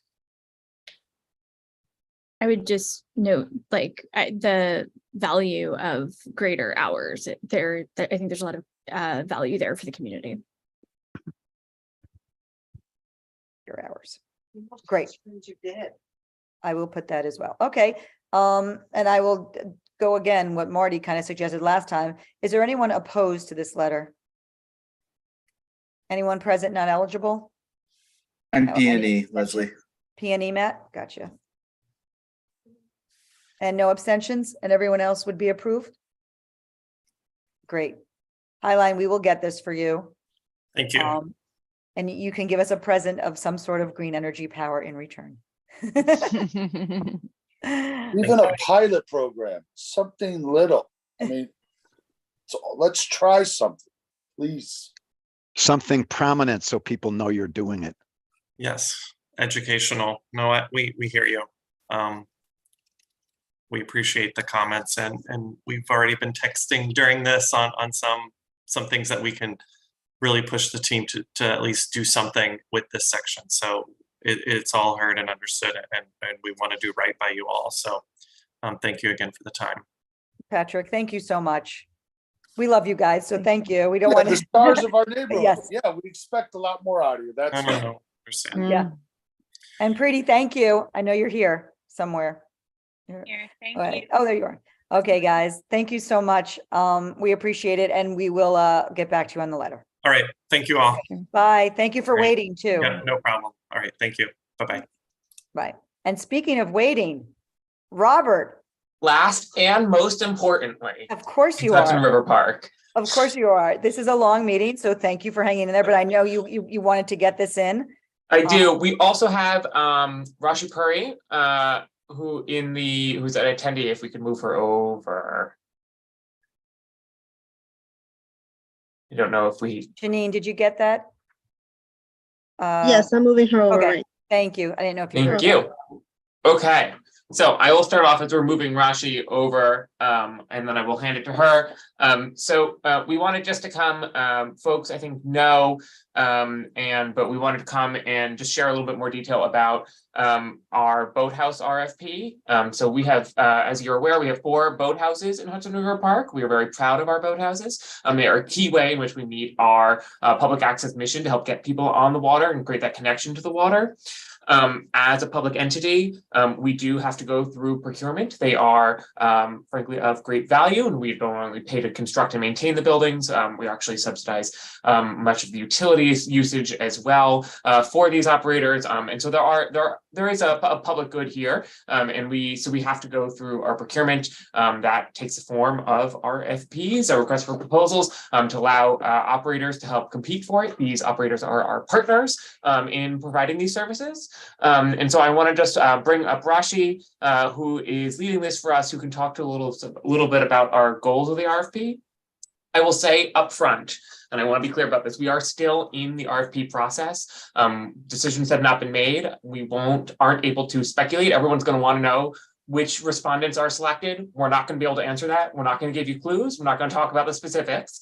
I know we have some folks on here who are participants as part of the RFP process, and I just want to flag, we'd ask everyone to be respectful of those sort of legal constraints that we have. There is a formal process for respondents to ask questions as part of the RFP, and I direct folks to that. So I don't want to get into a sticky legal situation here. But otherwise, I will turn it over to Rashi to share our goals, which is all part of the public pieces of the RFP that we are able to talk about. Rashi. Thank you, Rob. Nicole's here to keep you guys straight. Right on. Nicole's our general deputy general counsel, and Lowell is correct. Yeah. All right. Thank you so much. So as Robert said, currently we have 4 purpose-built boathouses in the park. As you probably all know, PS 26, 66, 84, and 96, and they have been operated through permits with the trust since 2014. And this was a result of the last RFP that was issued back in 2014. Since the current permit term was to expire in December 2022, the trust issued a new RFP for the 4 boathouses in October 2022 with proposals due late November. We received 7 proposals for the 4 boathouses. The goals of this RFP are very similar to the goals the last time around in 2014, which are provide consistent, safe, and affordable access to the Hudson River, accommodate a variety of boat types and boating programs, maintain the boathouses and provide safe boating equipment to the public, have a balance of free, low cost, and market rate access to the river throughout the park. So we've been reviewing proposals and negotiating with respondents within the terms and conditions of the RFP, with the goal being to be able to accommodate maximum number of boating organizations with varied programs within our 4 boathouses. In order to have the required conversations with respondents and come up with the best outcome, we had to extend the current permits to January 31st. And the aim is to be able to make a decision by then. And that is really where we are in the RFP process right now. Happy to take questions. Yeah, let me just chime in here. I just want to folks to know. So we do largely subsidize our existing operators in our boathouses. and free and low cost programming is a focus for us. It is, these are not a financial generator for the park. I know we've talked to you guys before about our need to raise money. Our boathouses are not where it is. We largely, we maintain the buildings, we subsidize a lot of the utilities. So they are not, it is not a money driven endeavor. And on this, we are also have a key focus on diversity of uses throughout the park. We want to make sure that there is a wide variety of boating opportunities for community members, for you guys. You guys are very lucky to have 3 boathouses in CB4, each with very different personalities at the moment, and it is that diversity is a focus for us. So we wanted to come just share a little bit, talk to you guys a little bit about it. I know you'd heard from some of the potential respondents before last year, so we wanted to just come share a little bit directly. Other than that, we are, as Raj said, we're happy to take a few questions sort of within our limits, but otherwise we'll be short because it is 9:45 at night.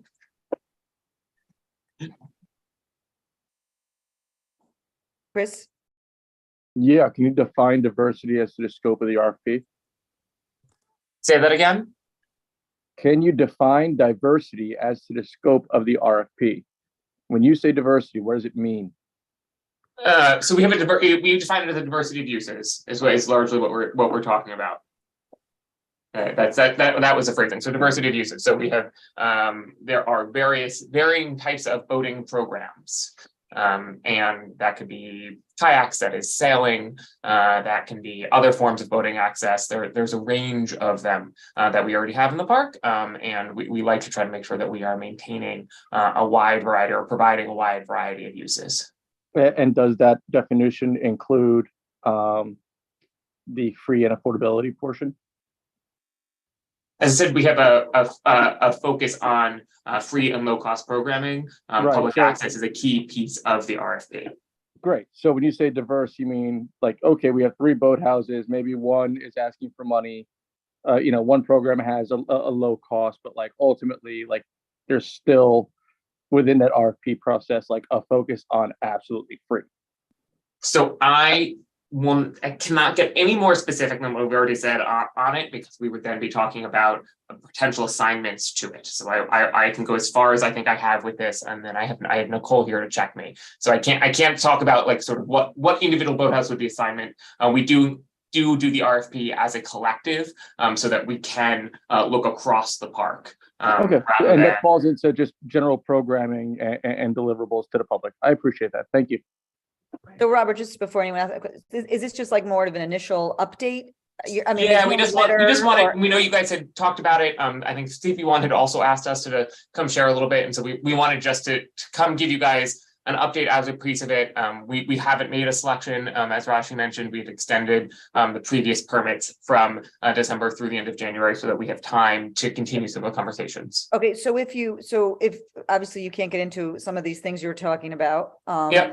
When is the time that we can really deliberate on this and give our opinions on each, what should go where in the puzzle pieces, and then you put that value on that as you will? So the trust is making our selections this month, and so we have, I think, generally know what our communities are interested in. We have not heard concerns that we thought needed to be addressed as part of this. So we're going through the selection process now. And then we will be able to share the outcomes of the RFP, hopefully by the end of the month. Okay, because I know there's some concerns or questions about, the free programming compared to some of the other programming, and I don't know if and I'm sure there will be people who want to speak on that today. I don't know if now though is the time or how that would, but let me go to David. Yeah, I was just wondering if we might have an opportunity to weigh in before you come to a conclusion. So I think we're happy to hear from whatever folks want to share with us. I know you guys have done at least one letter, if I remember correctly. So, but I think that's kind of it. We aren't able to sort of share the details of the proposals or respondents as part of a public process like this. It's one of the conditions of the constraints of the state procurement process. So I'm not sure that answers the question. Would you give us a chance to weigh in before you make the final selection? We're always happy to hear from you guys. If you guys would like to have anything you would like to share. Oh, right, but will you come back and let us know who you're considering and who you plan to choose so we could weigh in? So that's what we can't do as part of the state RFP. We are unable, as part of the RFP process, to get into the details of individual respondents, which is what you would like and what we are unable to do. Okay, thank you. Cool. Two things. First of all, just to remind the committee, the only letter that I believe we wrote regarding boathouses, I think we were very careful to say that we were not endorsing any group for the trust to consider, that we were just saying, yeah, okay, they came to us, we appreciate what you do, but we did not issue an endorsement, so we haven't done that at all. Second piece I just want to note is that this is a staff decision, not a board decision at the trust, so nobody call me and lobby me because I can't do anything about it. Don't take those calls, Lowell. Fair point. Okay, anyone else with any questions, or is there anyone from the public that wants to comment on this at all? No? Robert, I was expecting a letter and no, I'm just. I said we'd be short. I know. It didn't get me up further on the agenda though. Sorry, you waited. I hope you did something useful with your time. What I've heard is a report without enough information for us to make any decision on. We really just wanted to help give people a chance to ask about the RFP process to the best of our ability to answer it.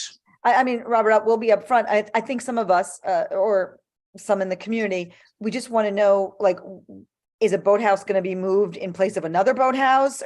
Are people sharing spaces, things like that? And if you can't answer, it's if this is not the time, or so I can add, like, what's chicken and the egg here. Which I can add just a little bit more color on this piece as part of this. So we did receive 7 responses. So we have more responses and more expressed interest from operators than we have boathouses. So there are folks who have applied who will not make it through the process. I can't talk about the specific of who they are, it is, but that is a frankly real possibility as part of this, as part of the RFP. We do currently, and I will separate this as a current state of fact, we do currently have operators that share space. That is a way and a tool that the trust has at its disposal to help broaden the range of uses that we have. Thank you. David, I think, has a last point on this. Yeah, it was New York Outrigger who came and presented to the committee, and I think they were the only potential respondent who did so. And we were impressed that a lot of their activities were free, and that was recognized in our letter. But David, we've written letters of support to at least one other boathouse. Oh, okay. In the past. But not this time around. And I don't think that was in response. Maybe I don't remember. I don't remember if it was in response to an RFP or not. Yeah, we didn't, David, just to clarify, I think it was that we understood what the Outrigger program did. It wasn't that we preferred them over anyone else in this process. Does that make sense? Yeah, I would just like to acknowledge that they presented to us. And, I think they're the only ones we heard from. My point is that they're the only ones we heard from in this round, but we have heard from, what's the boathouse on Pier 98? We have heard from them, and they have made presentation to us in the past. 96. Yeah, we have. 96. Thank you.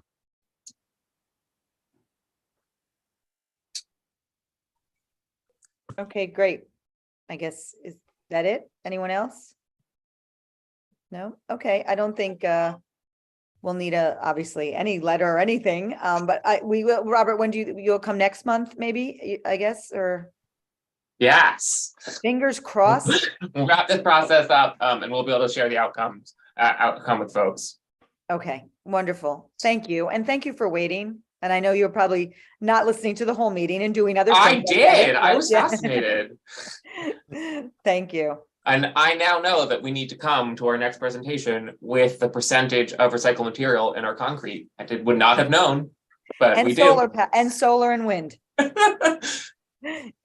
And do throw have in a some solar pickleball court. lights. I will say that. And Our water.